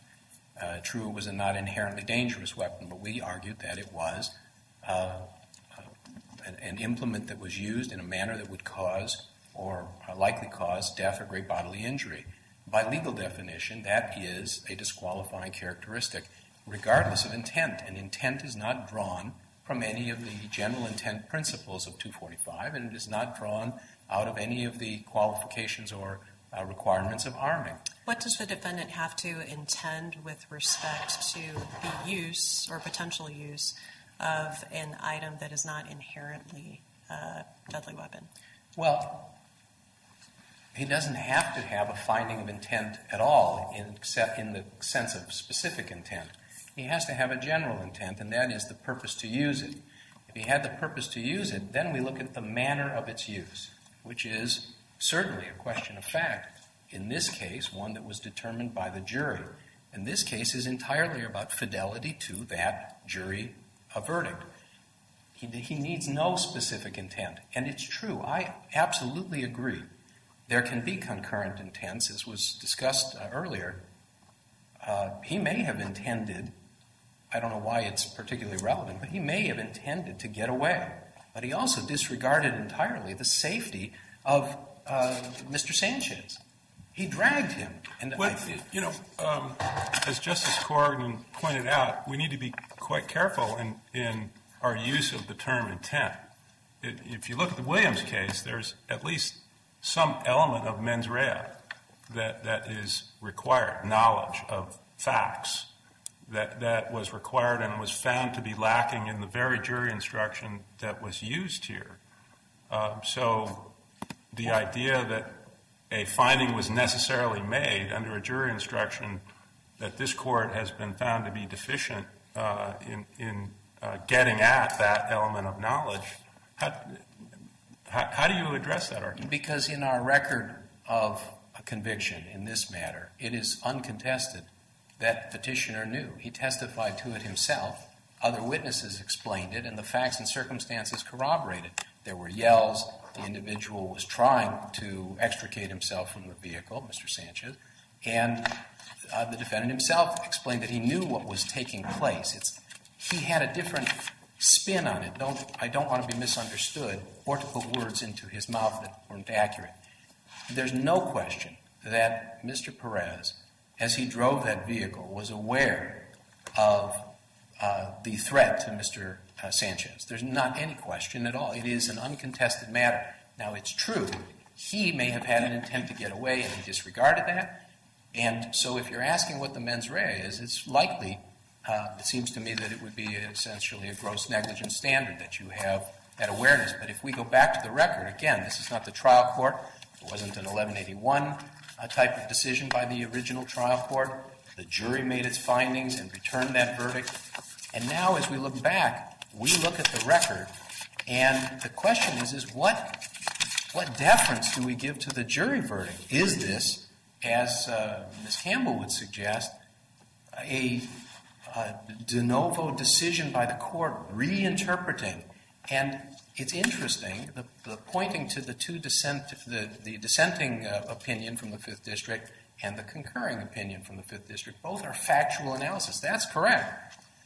You can find the negative in any verdict. If you were to reassess a verdict, you could always find something that suggested that it isn't accurate, and that's the position that we are in today. The Proposition 36 court, as distinguished from the trial court, looked at this, sat in essence as a 13th juror, and said, "Ooh, I think that his intent may have." He actually didn't conclude that. I agree, or the people agree entirely with Justice Dutchin's opinion, that is, that this was overwhelmingly influenced by a misinterpretation of Prop 36, that a non-inherently dangerous weapon wasn't intended by the populace when it adopted the proposition to exclude an individual. That is the overarching impression that he had. The question that was posed to me in this argument that Ms. Campbell pointed to, as the court tried to understand this concept of incidental use, and I answered as best as I could, if the club was being simply returned to him, and this would be entirely a question of fact, by being tossed out the window. If the jury returned a verdict of assault by means, that would mean that that wasn't the case. It was not the case that he was simply trying to return it. He disregarded the safety and he cracked him in the head or whatever he did with the club as he returned it. Or it is possible, factually, that he was just disregarding and returning it. That would have been a possibility. I understand the question. But if you are faced with the jury verdict, in order to give fidelity to that, to give deference to that verdict, you would have to accept that it was a dangerous or deadly weapon. It was something, the instrumentality of that assault. So the suggestion that the Prop 36 court, who incidentally was entirely sincere, there was a dearth of information at the time that while we were interpreting Prop 36, I understand his interpretation of it. But that doesn't mean that it's accurate in terms of an interpretation. So when he said that this use of the vehicle was incidental, he went beyond the finding that is being asked by Proposition 36. The question is, since the jury did not tell us what the instrumentality was of the assault, we look at the record, and at that time, I understand Frierson suggests perhaps something else, but at the time we were looking at the record of conviction and only at the record of conviction. In this instance, we look to see what was the instrumentality. We didn't ask for a finding of what it was. Could you address the Apprendi issue? I mean, assuming that certainly it's believe. correct. I mean, you've talked about the Prop 36 court. I mean, there's been a suggestion that shouldn't be the court at all. As Ms. Campbell suggested, the court had no business making findings. Well, I would have to disagree. I think that I understand Gallardo. I've certainly read it and considered it. The Gallardo context is entirely different. Apprendi versus New Jersey applies to Gallardo because you are asking for additional punishment. Proposition 36 is an act of lenity. It is asking, do you or do you not qualify for this act of lenity? It was those that adopted the proposition, our community, that said there are disqualifying characteristics, none of which seek to increase the punishment. So Apprendi versus New Jersey does not apply. It's not something that creates an impediment to our look at the entire factual record. In this instance, it's true.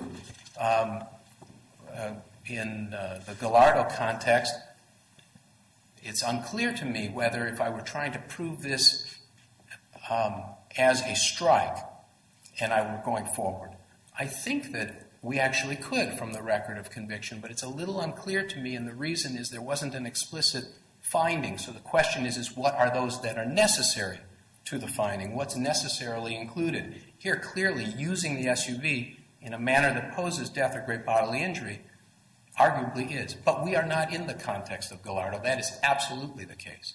So in the retrospective application, looking to the jury verdicts and those things that were necessary to it, and looking at those facts that are uncontested. Again, it is uncontested that this SUV is the only instrumentality of this crime. In a context where there were others, we might have a question in the Gallardo example, let's put it in a Prop 36 context, where there was a beating and another instrumentality used, maybe the jury, maybe the court could not assess what the jury had in mind. But here we have one instrumentality and one instrumentality only, the SUV. Talking about the passenger. If the passenger hadn't clamped down on his arm, it's irrelevant. The SUV was still the instrumentality of the assault. If he had clamped down on his arm, clamping down on his arm is not force sufficient to cause great bodily injury as a matter of law. Any is possibly a simple assault, but certainly not assault by means. The only thing that posed a danger, the only instrumentality that posed a danger of death or great bodily injury in this case was the use of the SUV. It is, therefore, Mr. Perez's use that posed the threat of great bodily injury. So it seems... just to explore the limits of what you're asking us to do here, if we had a case where the current offense, the conviction, was felony possession of a weapon. Yes, sir. Okay, not aggravated assault, felony possession. And that was based upon the presence of say, a billy club on the floorboard of the rear seat, and there had been some threatening words from Perez. I'll hit you, if you don't let go of this item. Would that necessarily a conviction for felony possession of a weapon there? I mean, that's not a weapon as a matter of law. Would it necessarily mean that conviction would qualify for an arming? I would not. It's a difficult question to answer, except that I would not say it necessarily does. It would depend upon, again, first of all, in that instance, you're not suggesting that he used it. You're asking whether he was armed. Okay. In our case, we know that their use occurred. Use subsumes being armed. So, whereas being armed does not necessarily involve use. But going ahead with your example, Your Honor, I think... You could say it was readily available. Well, it is available for offense or defense, that's true. And it could involve any claim of arming. The question, and in fact it would support a 422 if that charge had been leveled, but you're suggesting that it was a felon possession of what? When we charge that the charge is a felon in possession of a firearm or some other illegal possession. We do have a charge of a billy club, but it's a misdemeanor. So the example is one that I find off, unless you are saying that there was an assault in that. Was there an assault in the example? Well, there's a threat to hit somebody in the head with a club. So a 422, perhaps, was he armed?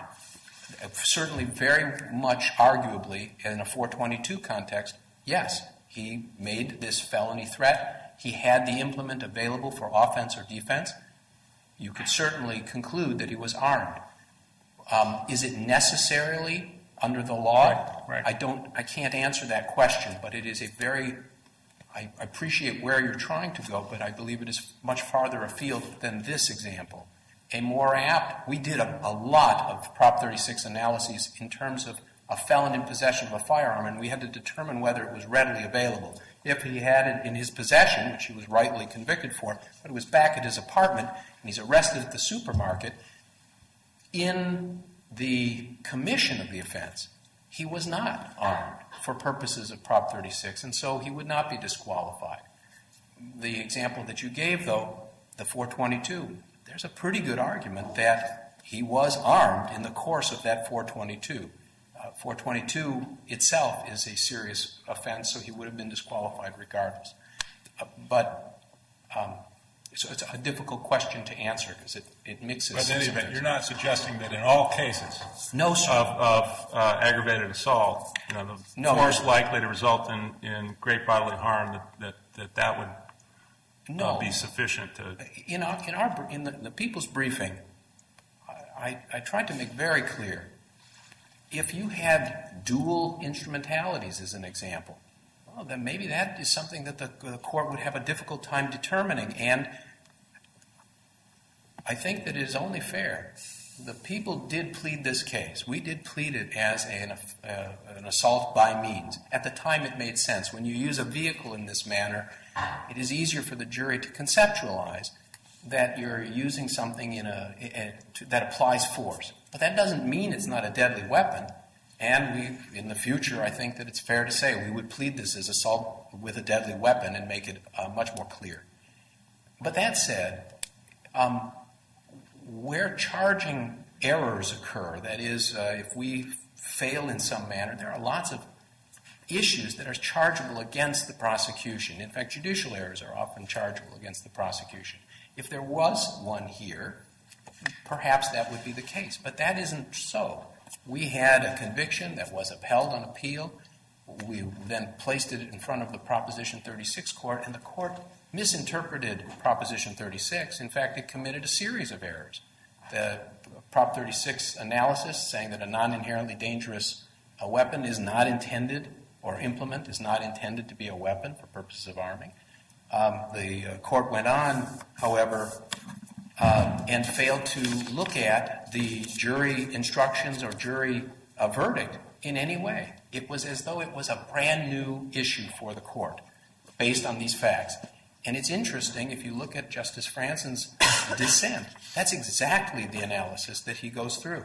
This is a repudiation of the jury verdict. If his analysis were correct, there would not have been an assault by means. That's what the dissent suggests. Justice Pachigian, on the other hand, looked at it and said, no, this comports with what the jury found. And the people disagree entirely that that factual analysis is necessary. Deference to the jury verdict first begins, and this would be true whether it's in a plea context or in a trial context with a verdict. You would look to what are the elements of the offense that necessarily are included in the plea or in the verdict. You find what those are, and then you move forward and look at the context in which it occurs. Here, the court really did not. If you look at what the trial, it's the Prop 36 court. And just to be more specific, when you say, and then you look at the context in which it occurred, what do you mean exactly? You look at the context in which this offense occurred. That is, how did this 245, in this case, occur? The trial court took a look at that, and you have to then, in the context of looking at how it occurred, keep deference to. You can't rewrite the jury verdict. This decision, I mean, it says it all to say that this was a incidental use of the SUV. The court did conclude that he used the SUV. Yes, he used it, but he did so in an incidental manner. How?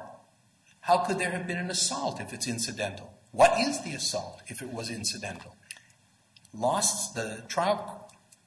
I hate to use the term trial court because he's not a trial court. It is a Prop 36 court in the sense of the deference that must be given to either a plea or to... So let me ask you a related question about that also picks up on some of the issues that Justice Streeter has been asking you about. Absolutely. This arises in the 245 context. Yes. But you can certainly imagine situations that are going to involve petitions for relief under Prop 36 that don't involve a 245 offense and that raise essentially this issue of Yes. What does a deadly weapon mean. So what definition should be used in that context?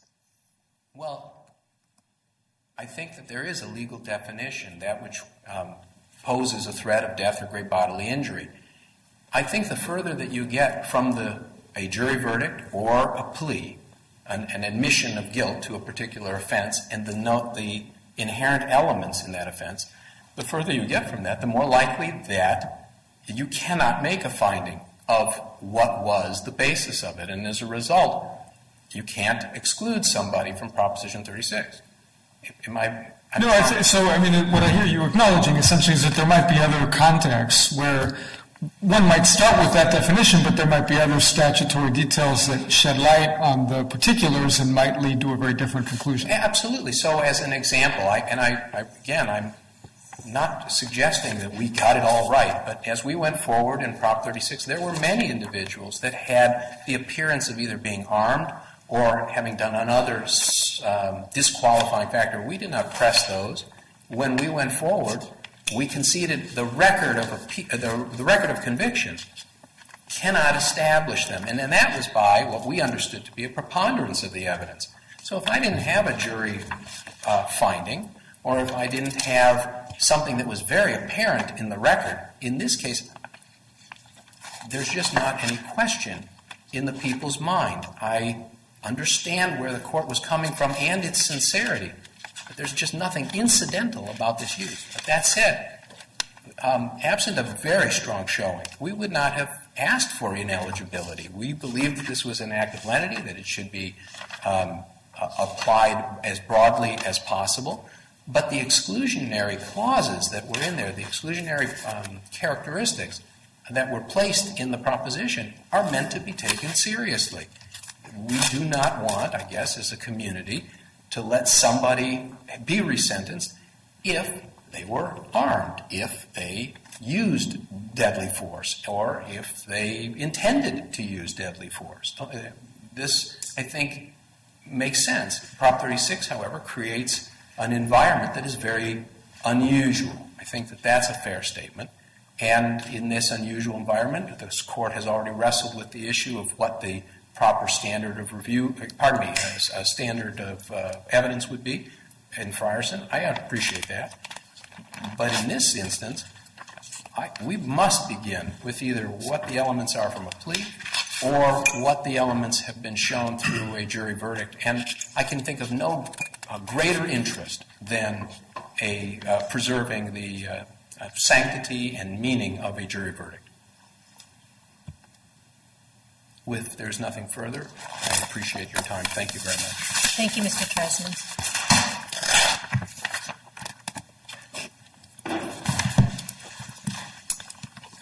In terms of respecting the sanctity of a jury verdict, I have to emphasize this was a jury verdict that was based on an instruction that was repudiated by this court and which led the 3rd District to warn that the result could be that any act of reckless driving is assault with a deadly weapon.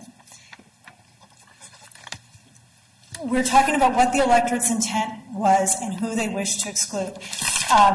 The use of deadly force, I don't believe, actually is an excludable offense. If you have an assault by means of force likely that does not involve a weapon, the electorate did not choose that as an excludable offense. So it's the arming with a weapon. It's the deliberate choice to pick up a weapon. And there's a lot of discussion of this in the pre-Prop 36 case law, why that makes one more culpable. And a car is such a different situation than a billy club or even a penknife. Because the car has dual purposes here. So, it could have dual purposes. He can't leave the parking lot without using the car. If the jury was not actually asked to make... Well, that's not accurate. He could get out You're right. That's true. He could get out and he could walk away. I apologize. The jury was not asked to make a finding that encompassed anything more than reckless driving. I don't see anything in the language of Prop 36 that shows an intent by the electorate to exclude from from the protections of Prop 36 those who have engaged in reckless driving. This is not, as I said, this is not a broad-ranging situation. If we were to see that as a problem, we'd have to revisit Williams? I don't think Williams has already been decided, and the jury instruction has been altered. This is an old case. It has huge implications, obviously, for Mr. Perez. It doesn't necessarily have huge. I don't think there's a large number of 1994 reckless driving assault by means of force likely. For one thing, if we had a case that was closer to the Omegan or Aznavola, I think is the other one, the other car cases where you have a deliberate attempt to run someone down or aiming a car at a series of police officers. There are cases in which a car is clearly used as a deadly weapon and where the jury made those findings, was charged as a deadly weapon, or it's obviously there. This is a case with a bad instruction that's been repudiated, that is not being repeated in trial courts. This jury made a narrow finding, and I have to emphasize, this court just a month and a half ago determined that this finding of ineligibility has to be made beyond a reasonable doubt. We have 2 judges who think that this record supports finding of a deadly weapon. We have 2 judges who think it doesn't. We have the So that's the way we do it? We just No. add up the numbers and flip a coin? That can't be right. That would be really problematic for us in this court in particular. Absolutely, that's not what we do. That's what I'm saying, is that the burden is on the people to show that he's ineligible beyond a reasonable doubt. We have reasonable people having doubts. We have a lot of doubt. We have this trial judge, or Prop 36 judge, having doubts. We have the dissenting justice having doubts. And frankly, we have the concurring justice having doubts. That was a doubt-filled opinion. We have a simple way to resolve this without having, I can't count how many judges now reading this. We have a record, we have testimony filtered through a prior appellate opinion, and now we're all reading it and reading different things and seeing different things and seeing support for different things. This strikes me as not the way we practice appellate review in any other context I can think of. We look at what the jury verdict found, and to the extent that there were factual findings, we defer to the additional finder of fact, which in this case is the Proposition 36 judge. If there aren't further questions, I would ask this court to reverse the holding of the Court of Appeal and affirm the order recalling the life sentence. Thank you very much. Thank you, Ms. Campbell. Mr. Treisman, the matter is submitted.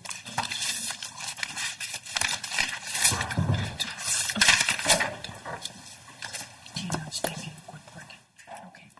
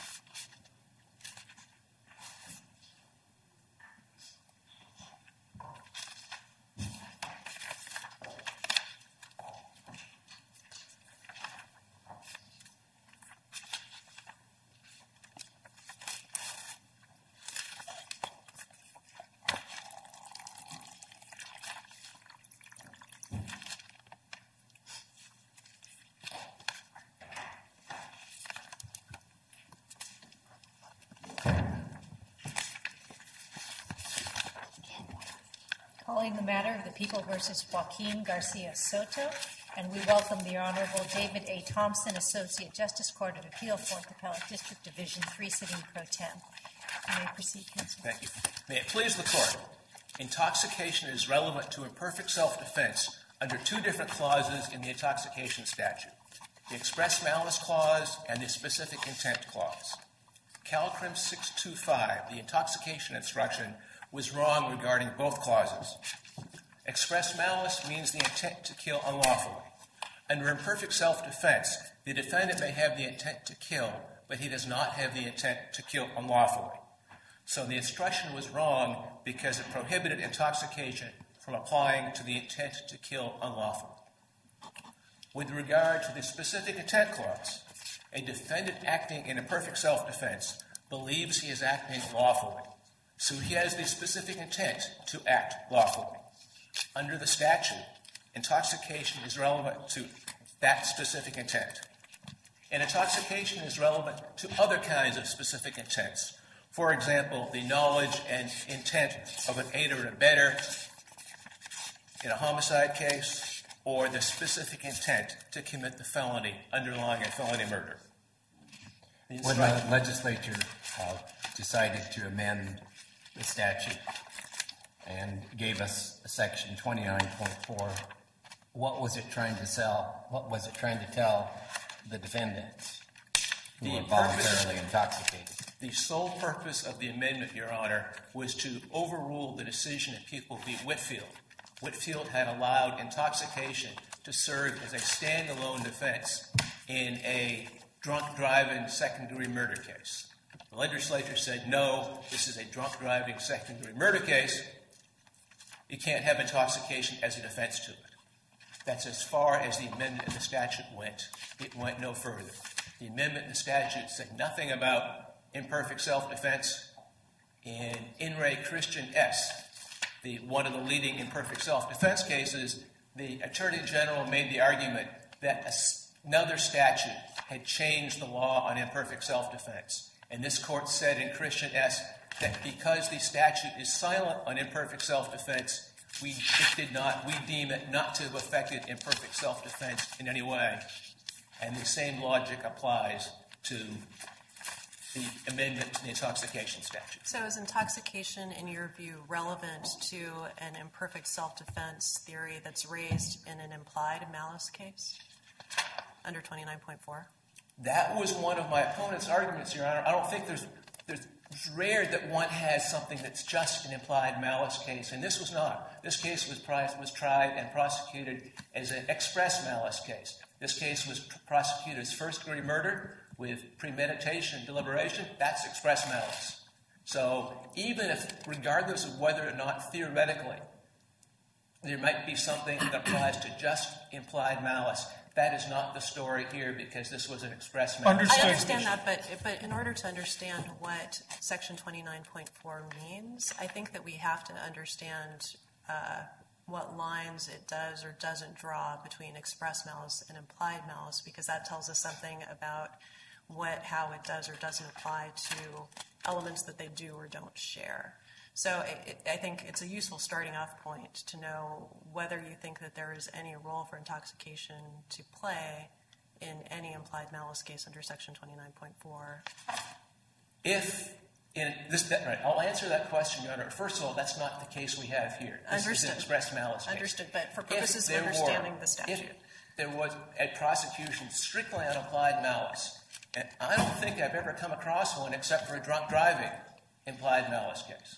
Well, there are plenty of cases where there's evidence that the defendant shot irresponsibly but didn't intend to kill, or shot with the intent to wound. I just disagree with your sweeping statement that the only time we come up with implied malice murder is in drunk driving cases. No, I think Your Honor's conceptualization is totally correct, but I don't think we see a case charged in that way. Customarily, the charge is murder. It's customarily not charged with a degree. Correct. So the charge is murder. That includes both express and implied malice, and therefore there is no prosecution strictly on implied malice. Okay. Turning, if I may, to the standard of prejudice. I'm sorry, so what is the answer to the question? So if you do have a case charged however it's charged, but where the prosecution, for whatever reason, chooses to proceed only on the theory of implied malice, can the defendant raise intoxication at all? I don't know. Probably not, but I don't know.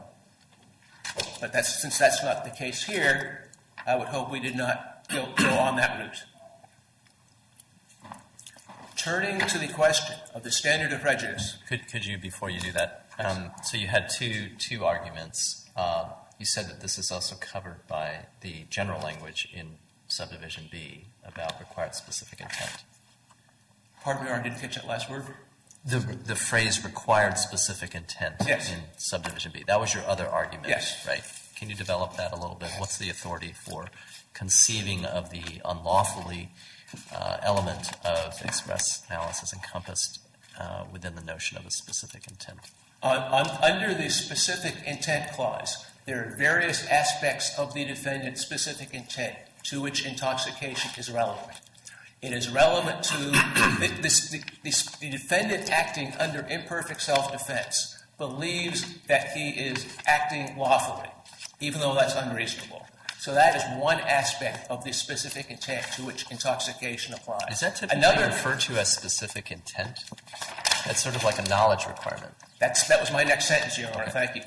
On the question of knowledge, intoxication applies to knowledge. This Court had said that in Mendoza 20 years ago, and knowledge is probably even more important for the analysis of this case, because the questions, and then I'm going to actual prejudice, but I'll come back. On the factual questions, the defendant's intoxication adversely affected his perception and understanding of certain things. It adversely affected his knowledge of how close the victim was to him when the defendant was trying to run out of the apartment. The intoxication infected the defendant's knowledge as to whether he needed to keep stabbing the victim even after the victim was neutralized, but before the victim was dead. The defendant here was intoxicated on multiple substances. So the methamphetamine aspect of the intoxication, among other things, probably caused him to be more paranoid and to think that things were happening even though they were not happening or weren't happening yet. Intoxication would probably have caused the defendant to act more forcefully and to think that things were happening faster than they were. So the combination, intoxication in both of those ways, adversely affected the defendant's knowledge. And the defendant here was making split-second critical decisions. Am I going to get stabbed if I don't do something? Am I going to get stabbed worse? He did get stabbed. Am I going to get stabbed worse if I don't do something? And that's all based on his knowledge, and intoxication adversely affected that knowledge. How is that use of intoxication evidence as bearing on the defendant's knowledge of the relevant circumstances that might make it reasonable or not to use force different from the kind of knowledge that's at issue in the drunk driving implied malice scenario? Well, first of all, Your Honor, reasonableness is not an issue here. We're asking for imperfect self-defense, which includes unreasonableness. So the question here is what the difference between this and the drunk driving murder prosecution is that, as I said before, this was tried as an express malice case, and the prosecution tried to prove premeditation and deliberation. They tried to prove intent to kill, and the instruction took away from the defendant the chance to defend on the grounds that his knowledge was adversely affected by intoxication. Did they argue the case both ways? Did they argue it to the jury as both intent to kill and implied malice? They certainly argued intent to kill. I do not recall whether they also argued implied malice. Well, that's kind of a big question. But I guess we can find it in the record. Yes, you can, but I can't. It's in the record. I do not know. I know they did argue primarily on intent to kill. A prosecutor did argue primarily on express malice and premeditation. Turning to the standard of prejudice, this case involves a failure to instruct correctly on the necessary element of malice. Mulaney v. Wilbur and People v. Rios and People v. Thomas at 218 Calat 4th hold that such an error violates the Federal Due Process Clause. So under those, the standard of prejudice is Chapman. In People v. Breverman and People v. Moy, this court applied the Watson test to errors in manslaughter instructions. However, as noted in footnote 19 in Breverman and footnote 5 in Moy, and in Justice Kennard's dissents, those are not true holdings because the issue is deemed waived. So that issue remains unresolved until now. In People v. Mendoza, this court assumed in passing that Watson applied to aiding and abetting, but that case did not fully analyze the issue. The instructional error in Mendoza involved the failure to instruct an unnecessary element, which was knowledge by an aider and abetter, but that error has not yet been deemed a federal due process violation. So Watson was applied there. I'd like to point out that when the Mendoza aider and abetter case went to the Ninth Circuit, that court said that Chapman applied. On the standard of prejudice, I think we have three parallel lines of authority. One line of authority under Mulaney v. Wilbur and People v. Rios, which says that the failure to instruct correctly on partial justification as a component of malice is federal constitutional error. That, I believe, is a line of authority that should apply here, and that's why I think it should be relatively clear that the Chapman standard applies. If we do as you suggest and follow the rule established by the Court of Appeal, does the rule apply to the person who intended to kill and the person who merely intended to injure? I'm sorry, Your Honor, I don't quite understand the question. Well, if you do that, it seems to me that you end up with a consequence that the person that had the more severe intent gets off easier. Is that really what we want to be doing? Your Honor, I think that I did not get to my third parallel line. I believe that there are a series of cases this Court has decided recently, including Banks and Wilkins, that hold that the failure to instruct on a necessary element is federal due process violation, not just the element of malice, but any necessary element. And therefore, there would be and therefore the distinction that this Court drew in Mendoza would no longer apply. I don't have to ask this Court for such a broad ruling. I would like to ask for a broad ruling. My client would be happy with a narrow ruling saying that because the error here was the failure to instruct correctly on a necessary component of malice, that the error was federal due process violation. That's sufficient for the purposes of my client. But I think to partially answer your question, Justice Chin, if that inconsistency you asked about, I think should eventually be harmonized and eliminated so that the aider and abettor and the principal would have the same rules applying regarding intoxication. Does your interpretation and the use of voluntary intoxication for express malice here, and as you've described it, would it then also make voluntary intoxication evidence available for implied malice? If voluntary intoxication is, as you indicate here, relevant and appropriate and valid and legal theory for express malice and all of the components of express malice, particularly unlawfully, yes, then are you also arguing that voluntary intoxication is also applicable and relevant and admissible on implied malice? Not insofar as a case is tried on implied malice alone, and not insofar as intoxication is presented as a standalone defense to. Okay, so let me ask you that. If it is an open murder count charged, and it is express malice or implied malice, and the court instructs on both, depending on how the jury understands the evidence or how they could interpret the evidence or how it's argued, then the court would be required, under your theory now that you advance in the CA opinion, would be giving a voluntary intoxication instructional use for express malice, but under your theory, not for implied malice. I don't think I quite said that, Your Honor. The court, if this case was being tried on both, if the jury was being instructed both on express malice and implied malice, the jury should be instructed that intoxication applies to imperfect self-defense. That is because the jury has before it express malice, and in those types of cases, the jury is told it does not have to be unanimous as to which of the two theories. In addition, either People v. Blakely or People v. Lasker, I can't remember which, this court stated that imperfect self-defense applies equally, regardless of whether the theory is express malice or implied malice.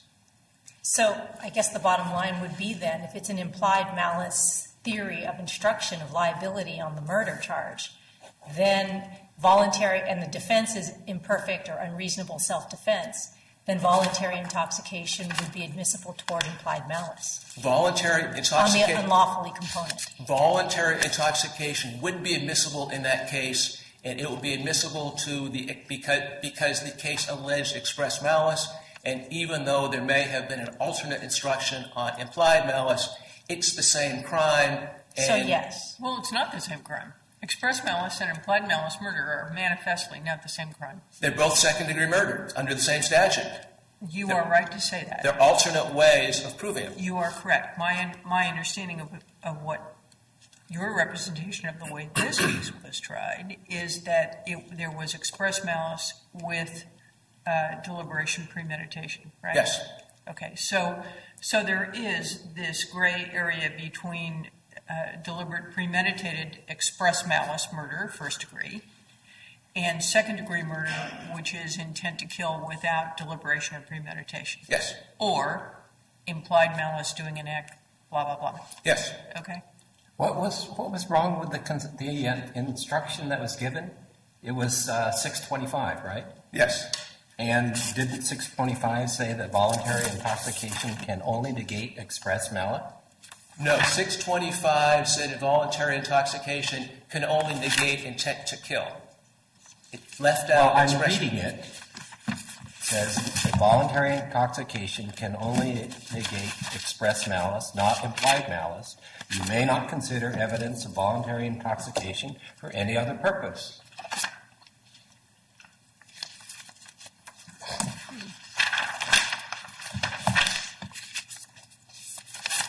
I'm reading 625. You may consider evidence of voluntary intoxication only in a limited way. You may consider that evidence only in deciding whether the defendant acted with an intent to kill, or the defendant acted with deliberation and premeditation, or the defendant was unconscious.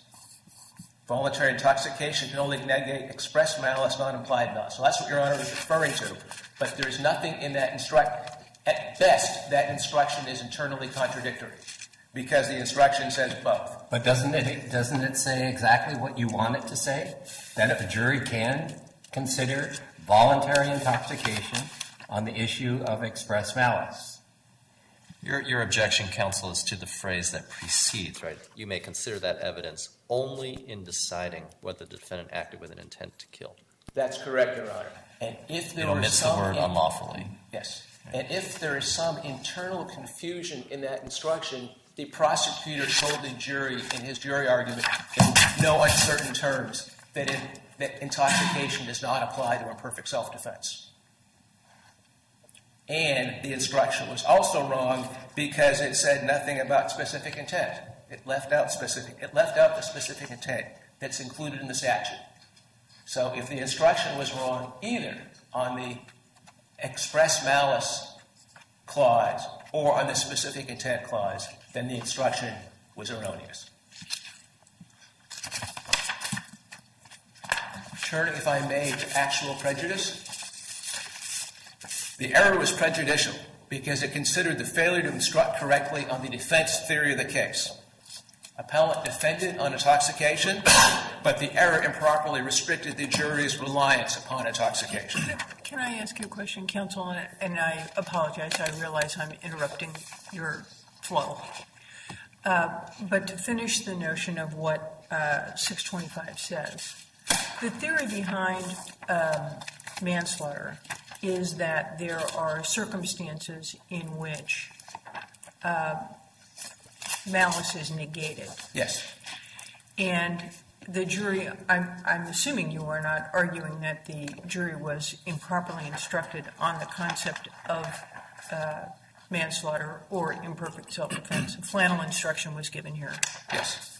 So the jury was told that a person who acts with imperfect self-defense acts without malice. Not in so many words. The jury should have been told that a person who acts in imperfect self-defense can intend to kill but does not intend to kill unlawfully. Well, there's no case that says they have to be instructed that way. Correct. But the legal analysis is Yes. that a person who acts with imperfect self-defense acts without malice. Yes. So when they were given 625, there's a disconnect in some senses between 625 and the flannel instructions, because the flannel instructions essentially tell the jury, if you find he acted with imperfect self-defense, there is no malice. Yes, Your Honor. Let me try to put it another way. To get to manslaughter under imperfect self-defense, there has to be at least, I'll use the phrase clumsily, a prima facie case of either express malice or implied malice. But the law of imperfect self-defense says even if there is express malice or even if there is implied malice, if the defendant shows the elements of imperfect self-defense, namely an actual belief in that he's about to be faced with imminent death or GBI, and that he has to act immediately in order to protect himself, under that combination of factors, it doesn't matter whether there's either express malice or implied malice, because at that point imperfect self-defense kicks in. As a matter of law. As a matter of law, this court has said repeatedly that a person who acts with imperfect self-defense, as a matter of law, does not harbor implied malice. Correct. And certainly does not harbor express malice. Correct. And that's why, Your Honor, I apologize if I was shortchanging the court in some of its answers, but that's why I was trying to explain that the fact that my opponent's argument that intoxication should not apply to implied malice is sort of a red herring. And it's sort of a red herring because of what I just told you, Justice Carr, that we agree on, that regardless of whether there's express malice or regardless of whether there's implied malice, the law on imperfect self-defense says that the factors of imperfect self-defense would trump either aspect of malice and therefore result in a verdict of voluntary manslaughter. Right, so the jury is essentially told, even if you believe he intended to kill, or even if you believe that he intended to act in a person-endangering way, even if you find that he acted with imperfect self-defense, you can't find him guilty of murder. That's correct. Okay. But I agree with all of that, but what we're talking about is to what extent is voluntary intoxication then admissible for imperfect self-defense? I mean, certainly imperfect self-defense is a pinpoint that reduces the primary offense and negates malice, and there's no limitation on that. But when you look at voluntary intoxication and as it relates to imperfect self-defense to implied malice, then we look at 29.4 and there seems to be a disconnect there. No, I disagree, Your Honor. First of all, if I may pick on you for a second, use the word pinpoint. We don't have a pinpoint instruction here because the trial court instructed on intoxication, but in my opinion... I'm saying generally speaking. Generally. Imperfect self-defense is a request by the defense to pinpoint. That means not completely, as you know, provide a full justifiable defense, but reduces it. Yes. Under the law of imperfect self-defense, it does not matter what the jury is told or should be told, that it does not matter whether that the jury has to find either express malice or implied malice to get to manslaughter. Under imperfect self-defense, the jury is told that regardless of whether you find express malice or regardless of whether you find implied malice, the concept of imperfect self-defense implies so as to trump both of those, pardon my use of the term, but so as to trump both of those and lead us to voluntary manslaughter under imperfect self-defense. Trying to go back to my argument on actual factual prejudice, appellant's intoxication on methamphetamine and alcohol caused him to believe mistakenly that he needed to stab or keep stabbing or keep fighting when he may not have. Alcohol and methamphetamine intoxication would have led him to do that. And his error was further prejudicial because the case was close. The jury rejected the first-degree murder charge. The jury rejected the felony murder charge. That means the jury believed at least some portions of appellant's testimony.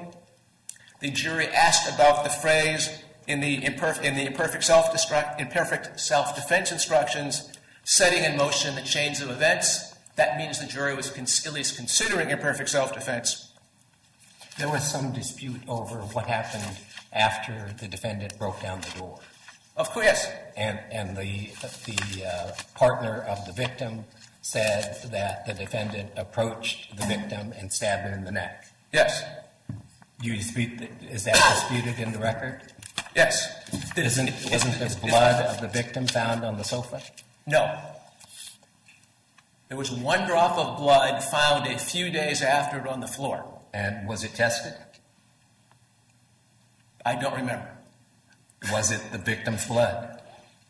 Or do you know? Does the record tell us? I do not know.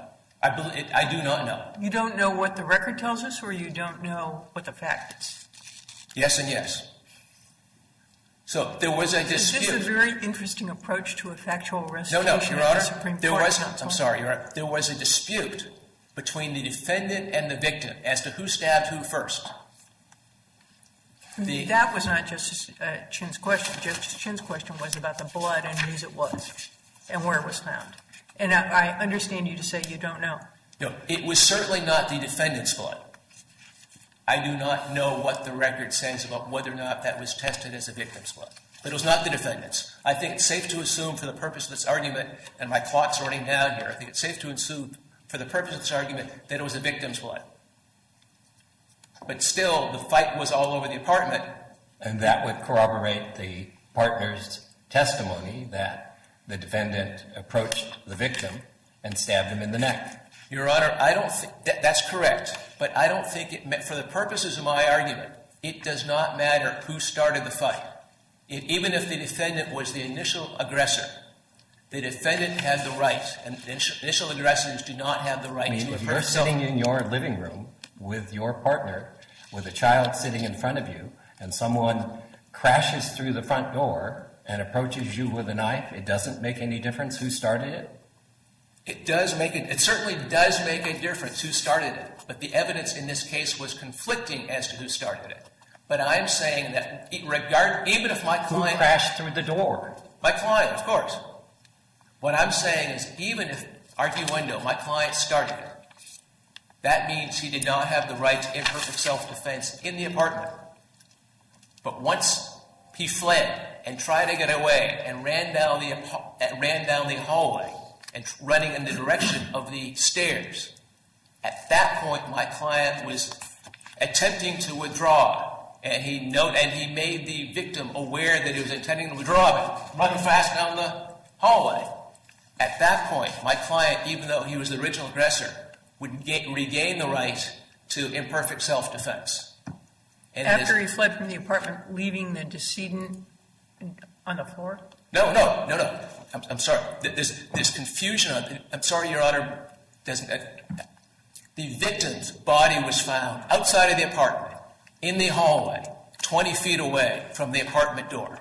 But even on your rendition of the events, why would there be any reasonable evidence of imperfect self-defense as opposed to just plain self-defense? Because there are 2 points after the defendant fled from the apartment and tried to run away, but then turned around and fought. There are 2 points when his actions and his perception leading to his actions would have been adversely affected by imperfect self-defense. Number 1, as he was running out of the apartment, he saw the victim coming after him. The defendant could have probably believed, although unreasonably, that he could not escape in time. So he had to turn around and fight the victim. Under circumstances when the defendant believed he was attempting to kill lawfully, he had believed that he was acting in self-defense, even if that was unreasonable. The second point, after the fight in the hallway, way outside the apartment, began, the defendant testified that he was on the bottom, the victim was on top, the defendant grabbed the victim's arm with his hand, the defendant then stabbed the victim a whole bunch of times. The defendant probably overreacted at that point. The defendant probably should have stopped. A reasonable person would have stopped stabbing a lot sooner once he felt he had control of the situation. But the defendant, because of his methamphetamine intoxication, probably believed, and because of the paranoia that causes, probably believed that he still needed to use deadly force in order to protect himself. So, Mr. Bedrick, your time has long expired, including your rebuttal time. So I'll give you 2 minutes on rebuttal, but your time has expired. Thank you.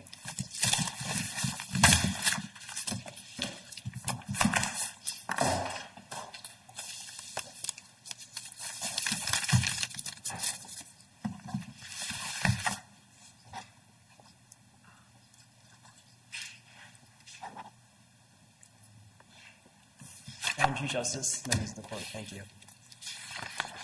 Penal Code Section 29.4 categorically prohibits the use of voluntary intoxication evidence to negate the unlawfulness of an express malice murderer's intent to kill.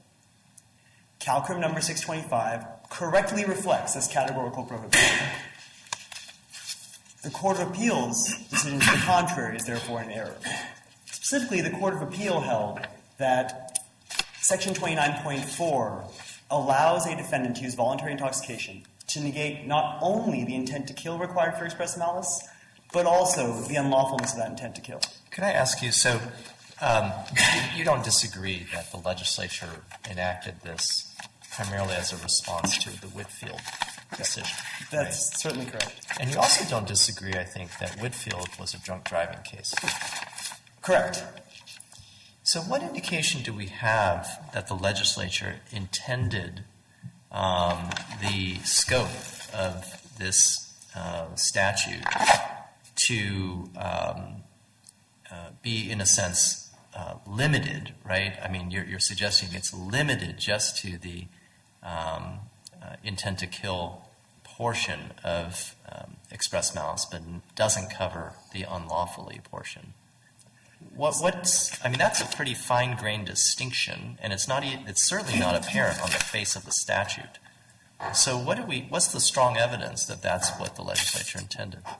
Well, if I may, I think there's a specific question embedded in that, and then a more general question. The more specific question is, how do we know the legislature didn't want to just target Watson murders? And we know that because they had a version of that statute, and then they expanded it to the eventual amendments. So that's the answer to that question. As far as why they meant to target the unlawful, the intent to kill as well as the unlawfulness in particular, we know that because of the way the Amendatory Acts came about. And that is that before Whitfield, the statute just says malice aforethought. The Whitfield court said, well, malice aforethought means either implied malice or express malice. And we think that implied malice is a specific intent as articulated in the statute. The legislature came back and said, no, we don't agree with that. What we want to make clear is that the implied malice part of that is no longer subject to negation by voluntary intoxication. Now, the legislature at that point was aware, as it's presumed to be, that the only difference between implied malice and express malice is that the former requires only a conscious disregard or wanton disregard for human life, and the latter requires an intent to kill. We believe it's therefore manifest from the amendatory process that it targeted the intent to kill specifically. Why is that the necessary inference, though? I mean, on that very distinction, right? I mean, we all agree that that's the primary distinction between implied and express malice is the notion of some intent to kill versus simply conscious disregard, right, for life. Why wouldn't we then draw the exact opposite inference, which is that the legislature simply did not aim to disturb the applicability of voluntary intoxication to the other part, the unlawfully part? It just simply didn't think about it one way or the other, because that really wasn't the focus either of Whitfield or would not have been the primary thing that the legislature would have thought of when distinguishing between express and implied malice. By your own acknowledgement, that's not the primary thing that it's thinking about. Sure. So if we read the statute and we say we can't tell whether it meant to target just the express intent to kill or both components, then we have at least three indicia of legislative intent that confirm that it was meant to only target the express intent to kill.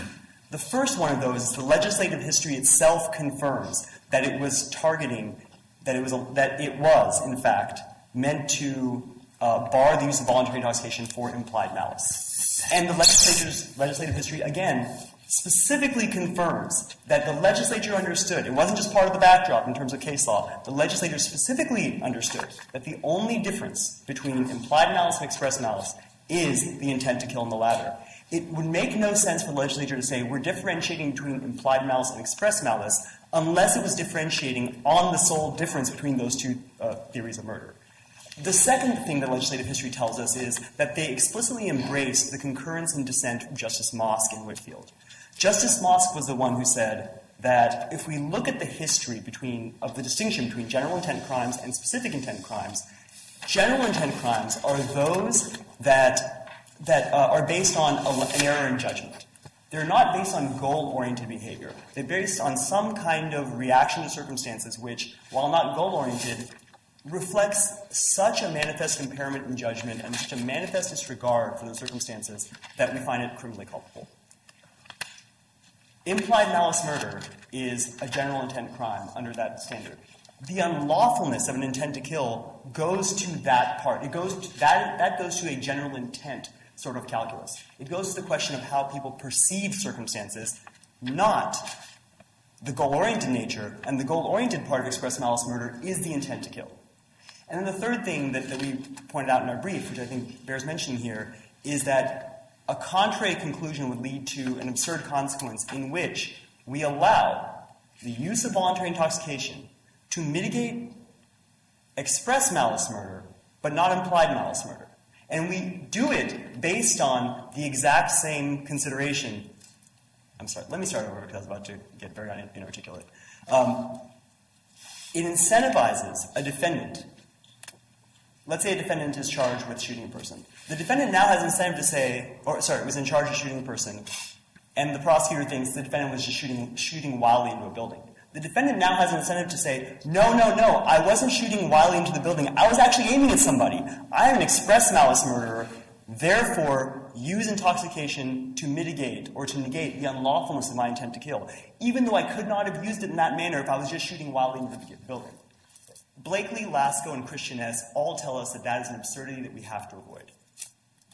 Can you spin out for us the scenario in which a defendant who is facing only a theory of liability based on implied malice would raise an unreasonable or imperfect self-defense argument? I mean, is this in other words, is this a realistic concern, or is this really the kind of thing that only comes up in the context of an express malice case? No, Justice Kruger. I think that if appellant here had said, I saw someone attacking, who I thought was attacking me. I sincerely believed I was under attack and that I was not the aggressor, and let's say that he clears the legal threshold for not being the aggressor. I sincerely believed I was under attack. I just started swinging my knife wildly. I did not mean to kill him. I was just swinging my knife wildly, trying to defend myself, and the man died. That is not express malice murder. He does not have intent to kill the person who's attacking him. Now, he's still free to make that defense under our interpretation of Calicrim number 625. He can assert an imperfect self-defense theory.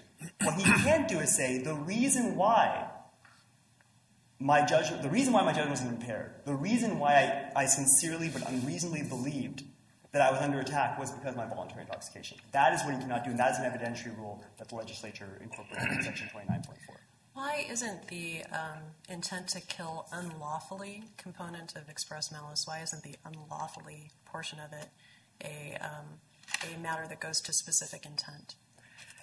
There's a couple of reasons why, Justice Kruger. The first one is that you have two different clauses of the statute, and we have a general rule.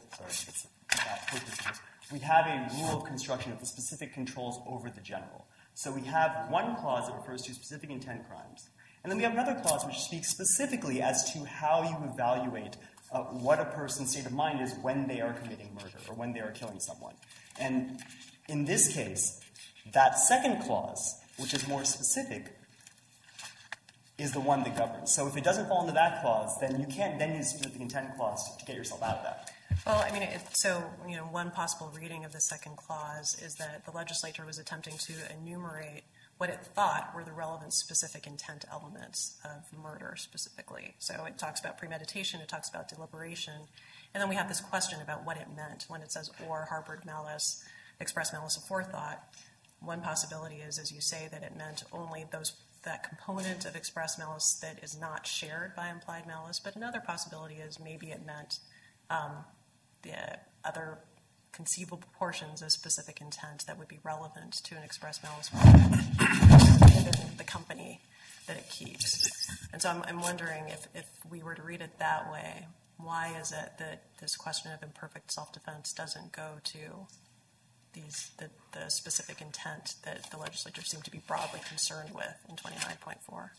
I think one reason to think that's not the way the legislature intended it is that typically when you have that kind of when you have that intent, it's reflected by words like including but not limited to, or factors such as.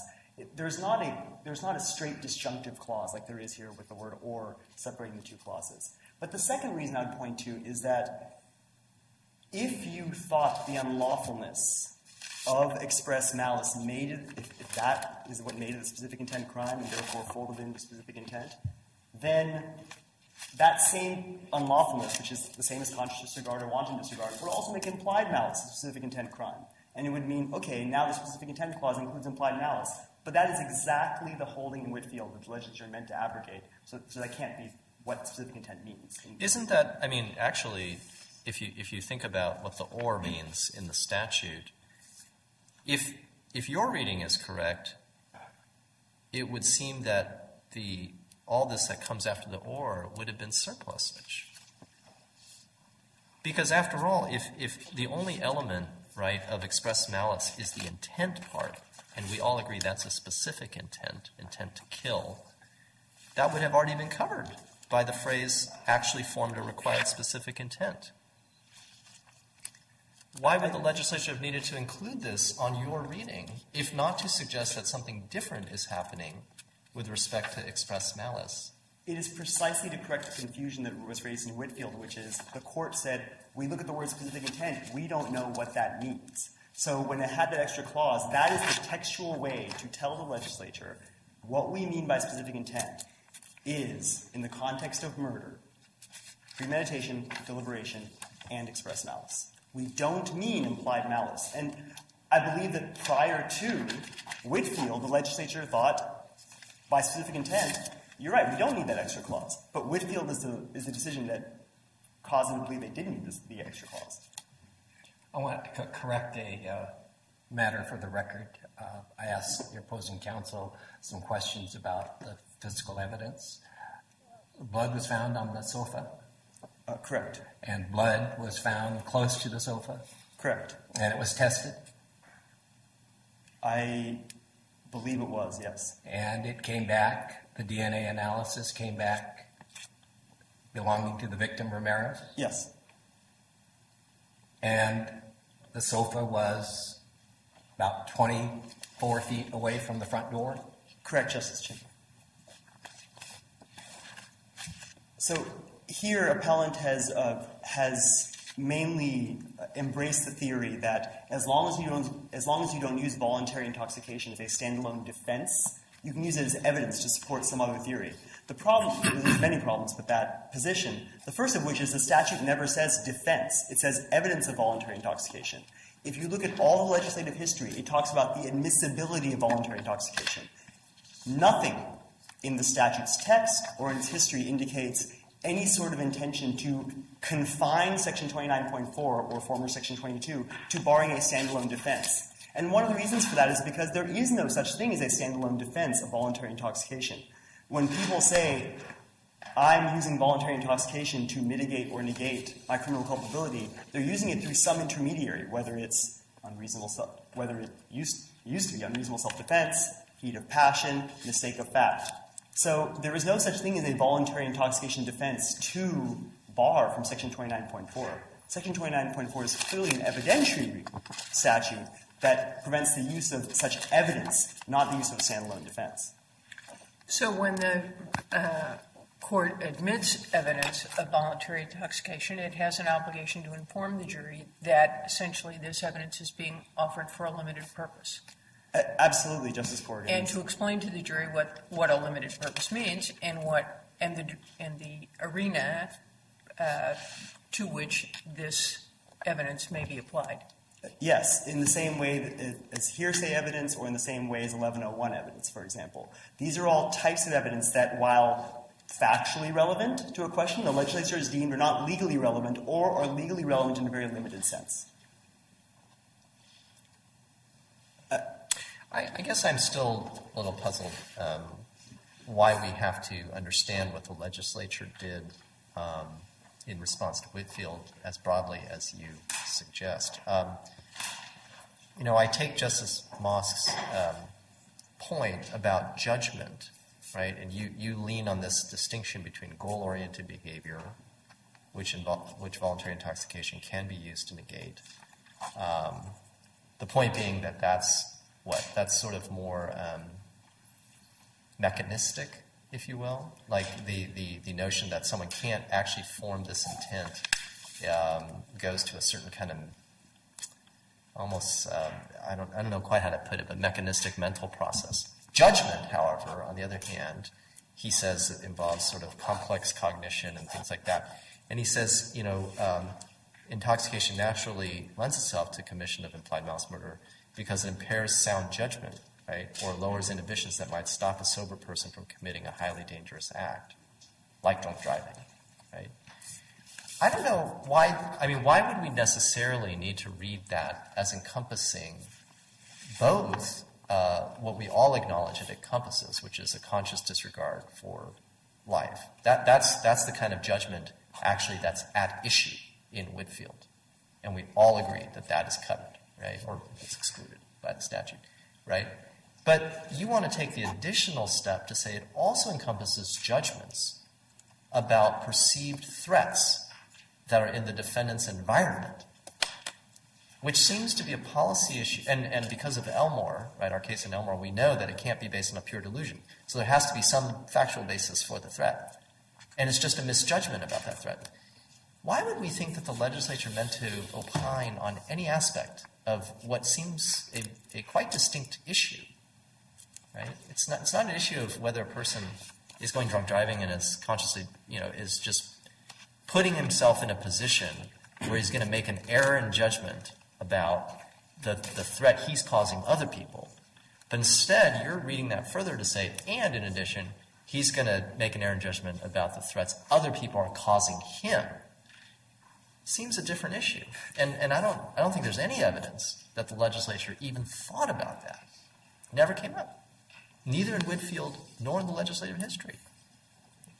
So I think there's a couple of answers to that question, Justice. The first one harkens back to an answer I gave to Justice Kruger about could someone use imperfect self-defense to defend against an implied malice charge? And the answer is yes. So if the legislature wanted to completely take implied malice off the board, which we certainly believe it did, then it can't be that part of that calculus was that it can't the errors in judgment that would lead one to engage in implied malice, in this case the errors in judgment that would be inherent in imperfect self-defense theory, would be covered by that. The second response to your question is that even looking past what the legislature intended, the absurd consequences that would result are a separate and independent consideration. That is, whatever the legislature intended, we can't interpret the statute in a way that would result in the asymmetry between imperfect. Well, the obvious response to that is, well, let's just swing the symmetry the other direction. In both implied malice and in express malice, voluntary intoxication remains relevant to disprove this particular kind of mental state, or is relevant to show the unreasonableness of a belief that self-defense was necessary. And you may say, well, that's atextual because that disregards the exclusion of implied malice from coverage. But your reading is atextual too. Your reading truncates the notion of express malice, which is stated clearly in the statute. So I don't think that the text is very decisive one way or the other. You would prefer a truncated understanding of the word express malice. And the, I think, suggestion on the other side is that, well, maybe we ought to go beyond the text, in terms of allow. And I mean, I still don't really understand what the practical implication of that would be. Your friend on the other side seems to suggest that it's hard to think of scenarios in which, that would actually come up. But at least that's one kind of answer to the notion that the legislature simply did not think about this issue. And so what so decisively takes it in favor of your point of view as opposed to the alternative? So there's a couple of responses to that. The first one is that it would actually be doubly atextual. It would not only be atextual in the implied malice sense, but it would also be atextual in the sense that it would ignore the word evidence, and it would substitute the word defense for evidence, a defense of voluntary intoxication. And again, not only atextual, but also not matching up with legislative history, which indicates it was all about admissibility of voluntary intoxication rather than a defense of voluntary intoxication. Why? I don't understand that argument. What do you mean? It's the same point, which is just that the evidence of voluntary intoxication is admissible admissible to show imperfect self-defense against implied malice charge. Except nothing in the statute seems to carve out any exception to the evidence except for premeditation, deliberation, and express malice. And so if you were going to say that, the statute doesn't count if we're leveraging voluntary intoxication through the lens of implied malice through the lens of imperfect self-defense for express malice, there doesn't seem to be any way for me to read the statute that we can do that without also doing it for implied malice.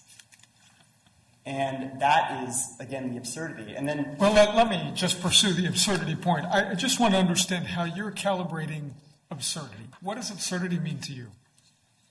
Absurdity means that it is not a consequence that, had the legislator considered it, it would have meant for it to occur. In other words, it's distinct from the question of what the legislature did in fact intend. This is more, do we want an pretty strong medicine. So your argument would be not this is a bad policy consequence, this is really difficult to square with other things the legislature's done, but that there's no scenario under which a reasonable legislature could possibly ever have sought this? So I first want to emphasize that we do have strong arguments resting on the actual intent of the legislature. But in response to your question, the level of absurdity of this particular consequence, I believe, reaches that threshold. And that is a statement that this Court has made in Blakely, Lasko, and Christianese. We simply can't imagine that the legislature could ever have wanted this sort of asymmetry to exist between implied malice murder treatments and express malice murder treatments.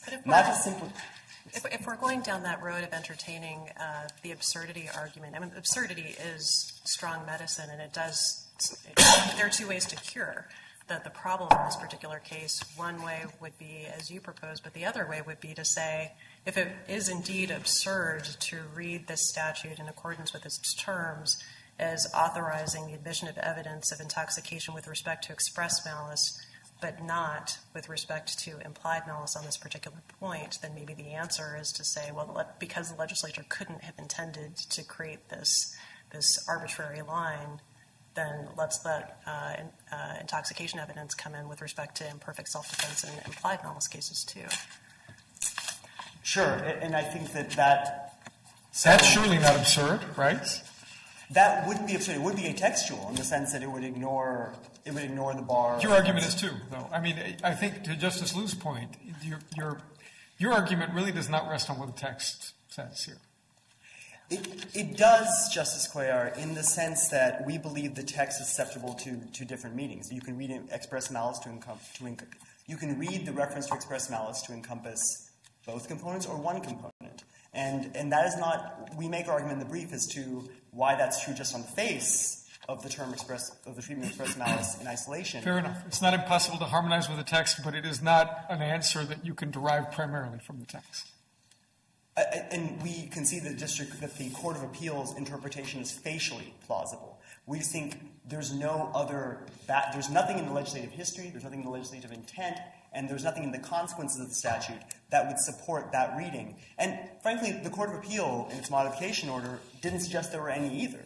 The last thing I would say, I think, coming back around to Justice Liu's question before, is that the other reason why that reading, the reading of using voluntary intoxication to be in support of imperfect self-defense against both implied malice and express malice, is that the logic behind that position would essentially negate the bar against using voluntary intoxication defense for implied malice. As I said before, every voluntary intoxication is not a standalone defense. It's always used in support of something.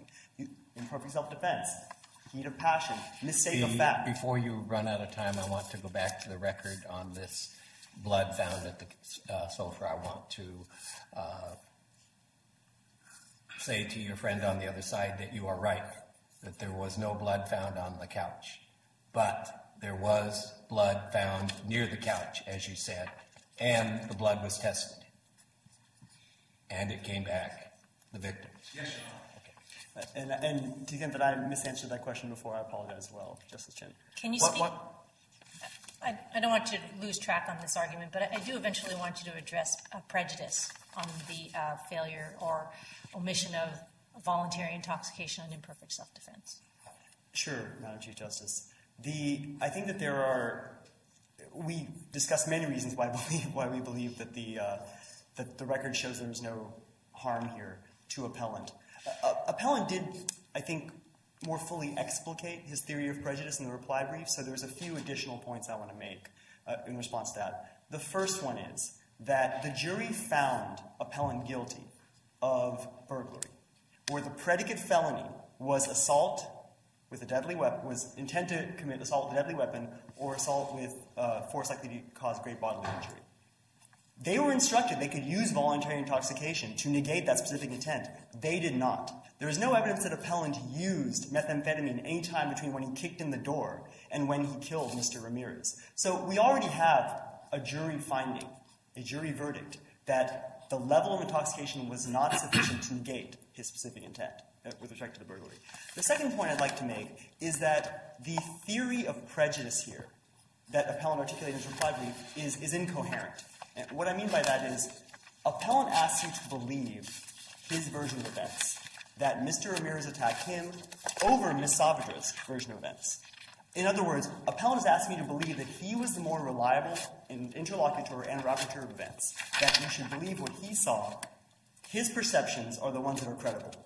But yet, the whole basis of his his imperfect self-defense theory is that he is not reliable, that he mistakenly but sincerely believed that he was under attack to the extent that he had to stab Mr. Ramirez to death to save himself.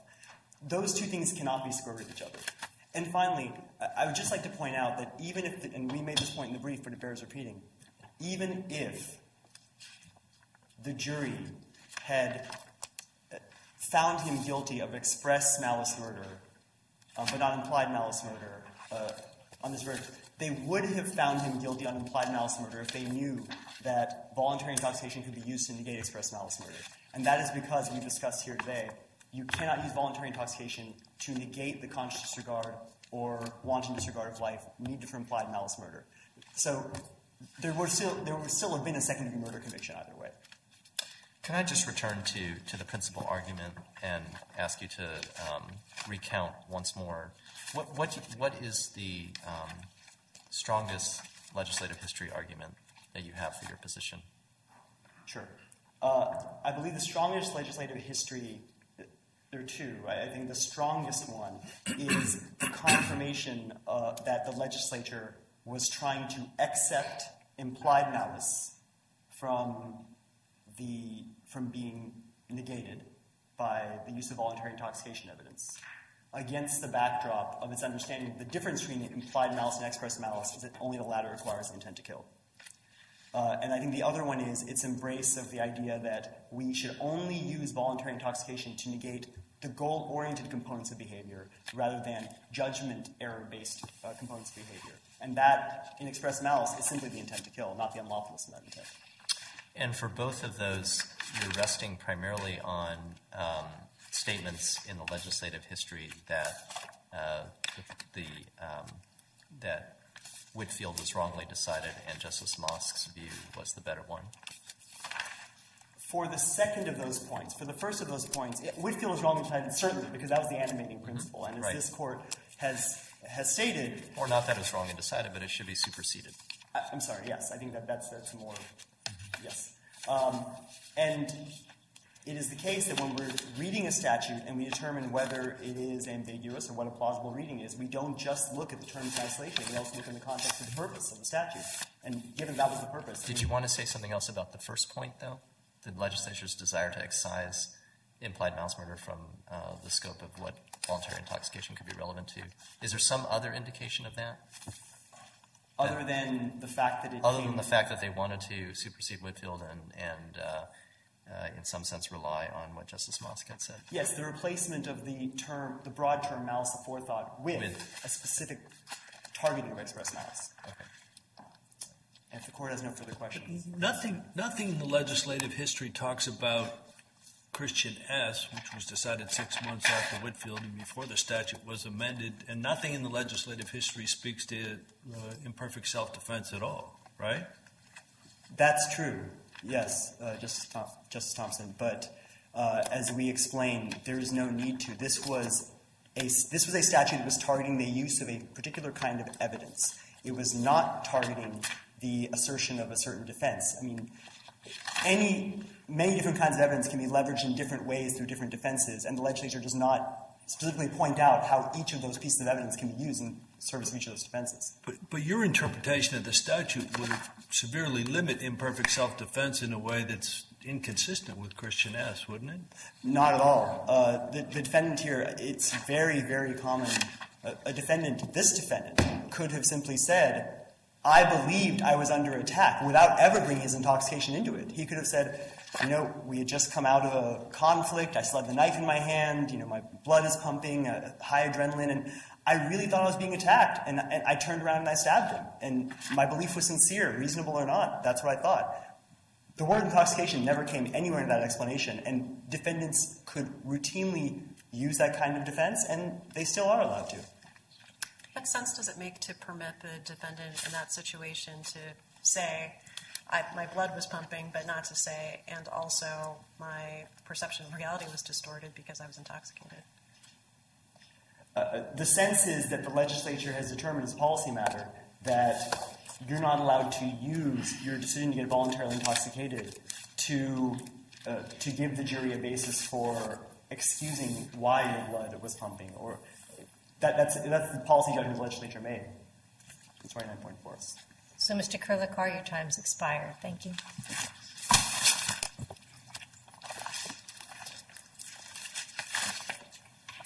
Thank you.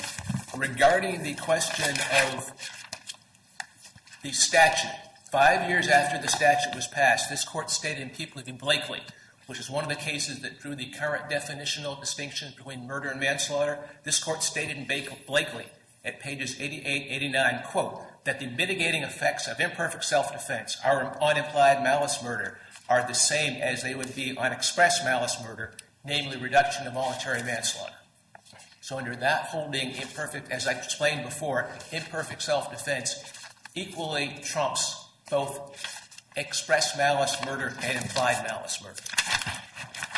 Turning to the question of what the meaning of the word "or" is in the statute, the Attorney General, I say it is conjunctive. The Attorney General says it is. Says conjunctive. The Attorney General says it's disjunctive. You only have one, but not the other. But in Justice Chin's opinion in Mendoza, it based the use of intoxication on specific intent in a murder case. Therefore, that case impliedly stands for the proposition that "or" means either or. And in my statutory argument, there are two clauses on which I think the instruction was wrong: the express malice clause and the specific intent clause. So I only need to prevail on one of the two to get past that point. Turning to the Attorney General's argument that we have to believe that I rely solely on the belief in appellant's version of the story, that is not correct. I rely on either the victim's girlfriend's version of the story or the defendant's version of the story. Either way, it should come out the same. The defendant should have had the right to have intoxication apply to the jury's determination of whether he acted in imperfect self-defense.